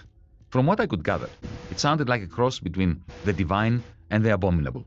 So I asked you, what is the right exactly? After your usual journey through the mists of history describing how in the National Assembly spawned by the French Revolution in 1789, hardened revolutionaries wanting to topple the king and his regime sat on the left-hand side of the assembly while the king's supporters took the seats on the right. How later, once capitalism had been established, the right came to be identified with the interests of capitalists and a fervent opposition to organized labor or state intervention. You eventually came to the gist of what it represented in our era. People on the right of politics believe that hard work aimed at private profit is the surest route to a wealthy and good society. People on the left don't. Later, I appreciated your definition better when exposed to the writings of Adam Smith, the 18th century Scottish economist, who is something like the patron saint of free marketeers. Yes, factory owners driving 14-year-old workers into an early grave were brutish. But, Smith argued, that the needs of society, more and cheaper clothes, shelter, food, the stuff of prosperity, could not be met with moralizers or do-gooders. Only the capitalist's passion for profit could provide these. Why? Because to profit, it was not enough to squeeze the living daylights out of their workers. After all, their competitors did the same. No, to steal a march on the competition, capitalists had to invest in new machines, for example, that could cut their costs and allow them to undercut their competitors' prices. It was in this manner, driven by the profit motive, that society would equip itself to manufacture sufficient quantities of life's essentials and at the lowest prices possible. According to Smith, it is because of the capitalist's cutthroat profit hunger, not in spite of it, that capitalism begot wealth and profits. As he wrote in The Wealth of Nations, published in 1776, by pursuing his own interest, he frequently promotes that of the society more effectually than when he really intends to promote it. I have never known much good done by those who affected to trade for the public good. The crash of 1929 and the Great Depression took the shine of profit-driven markets. But throughout each of capitalism's subsequent metamorphoses, during the New Deal, the war economy, the era of Bretton Woods, and particularly with the rise of the technostructure and the Minotaur, profit remained its driving force. Coupled with debt, profit was the power that turned the cogs and wheels of every form of capitalism the planet had seen, until, following the events of 2008, the global North's central banks fell into the trap of pumping unending quantities of poisoned monies into the financial markets. Then, for the first time since capitalism had stirred 2.5 centuries earlier, profit ceased to be the fuel that fired the global economy's engine, driving investment and innovation. That role of fueling the economy was taken over by central bank money. Profit remained the ambition of every capitalist, the goal of every vendor, the aspiration of people battling for a more comfortable life. But the accumulation of capital, the process that creates wealth by increasing the overall size of the pie, decoupled from profits, just as the end of Bretton Woods and the subsequent rise of the Minotaur had decoupled hard work from rising living standards. It was not the intention of central bankers to replace profits. They simply fell into a trap they had created for themselves. Yeah, but the panic of 2008 had killed off the demand for money to be invested, causing an oversupply of money that depressed interest rates. The more interest rates fell, the greater the investors' conviction that things were so bad, it would be madness to invest. And yet, trillions of dollars of central bank money continued to pour into finance. And so the doom loop continued, with interest rates going further and further south to zero or below. As conglomerates and governments became reliant on a diet of interest-free loans, with companies in developing countries borrowing more than their governments, in excess of $2 trillion by the end of the 2010s, the central bankers faced an ugly dilemma. Either switch off the money taps, which would mean blowing up financialized capitalism, having printed all that money to save it, or continue to pump money into the system, hoping for a miracle to intervene, but in reality facilitating the replacement of profit as capitalism's motivating power and lubricant. Unsurprisingly, they chose the latter. The central bank's anguish was the cloudalists' delight. It was in this period that intrepid and talented entrepreneurs like Jeff Bezos and Elon Musk were able to build up their super expensive, ultra-powerful cloud capital without needing to do any of the three things that capitalists traditionally had to do to expand. Borrow money from some bank, sell large portions of their businesses to others, or generate large profits to pay for new capital stock. Why suffer any of this when central bank money was flowing freely? And so between 2010 and 2021, the paper wealth of these two men, meaning the total price of the shares, rose from less than $10 billion to around 2,000 million apiece. To be clear, the free central bank money did not go directly to the capitalists. It simply followed the path of least resistance. First, via the banks, it reached the managers of traditional conglomerates. Aghast at the poverty of the masses, they scorned real investment and used it to buy back their own shares. The sums involved were so vast that, like an undiscriminating tide, they lifted the price of every asset around them. Shares, bonds, derivatives, any and every piece of paper that financiers put up for sale went up in price. No one cared whether that piece of paper would eventually turn a profit. As long as the central bank was trapped into producing new money, they knew that the trashiest piece of paper would sell for more tomorrow than it fetched yesterday. The financial press called it an everything rally. It went on for more than a decade, with shares in companies skyrocketing independently of whether the companies themselves turned a profit or not. The wealthy got immensely wealthier in their sleep. Then came the pandemic, giving the everything rally another almighty boost. The morning of the 12th of August 2020 in London, which you and I witnessed on the balcony at Aina, was a case in point. Fearing that lockdown would cause an irreversible slump in the economy, central banks did a lot more of what they had been doing since 2008. They cranked up their digital printing presses to breaking point. In the ensuing cacophony, terrestrial capitalists, traditional car companies, oil corporations, steel producers and the like, were happy to sit on their growing paper wealth, transforming it into real estate or other traditional assets.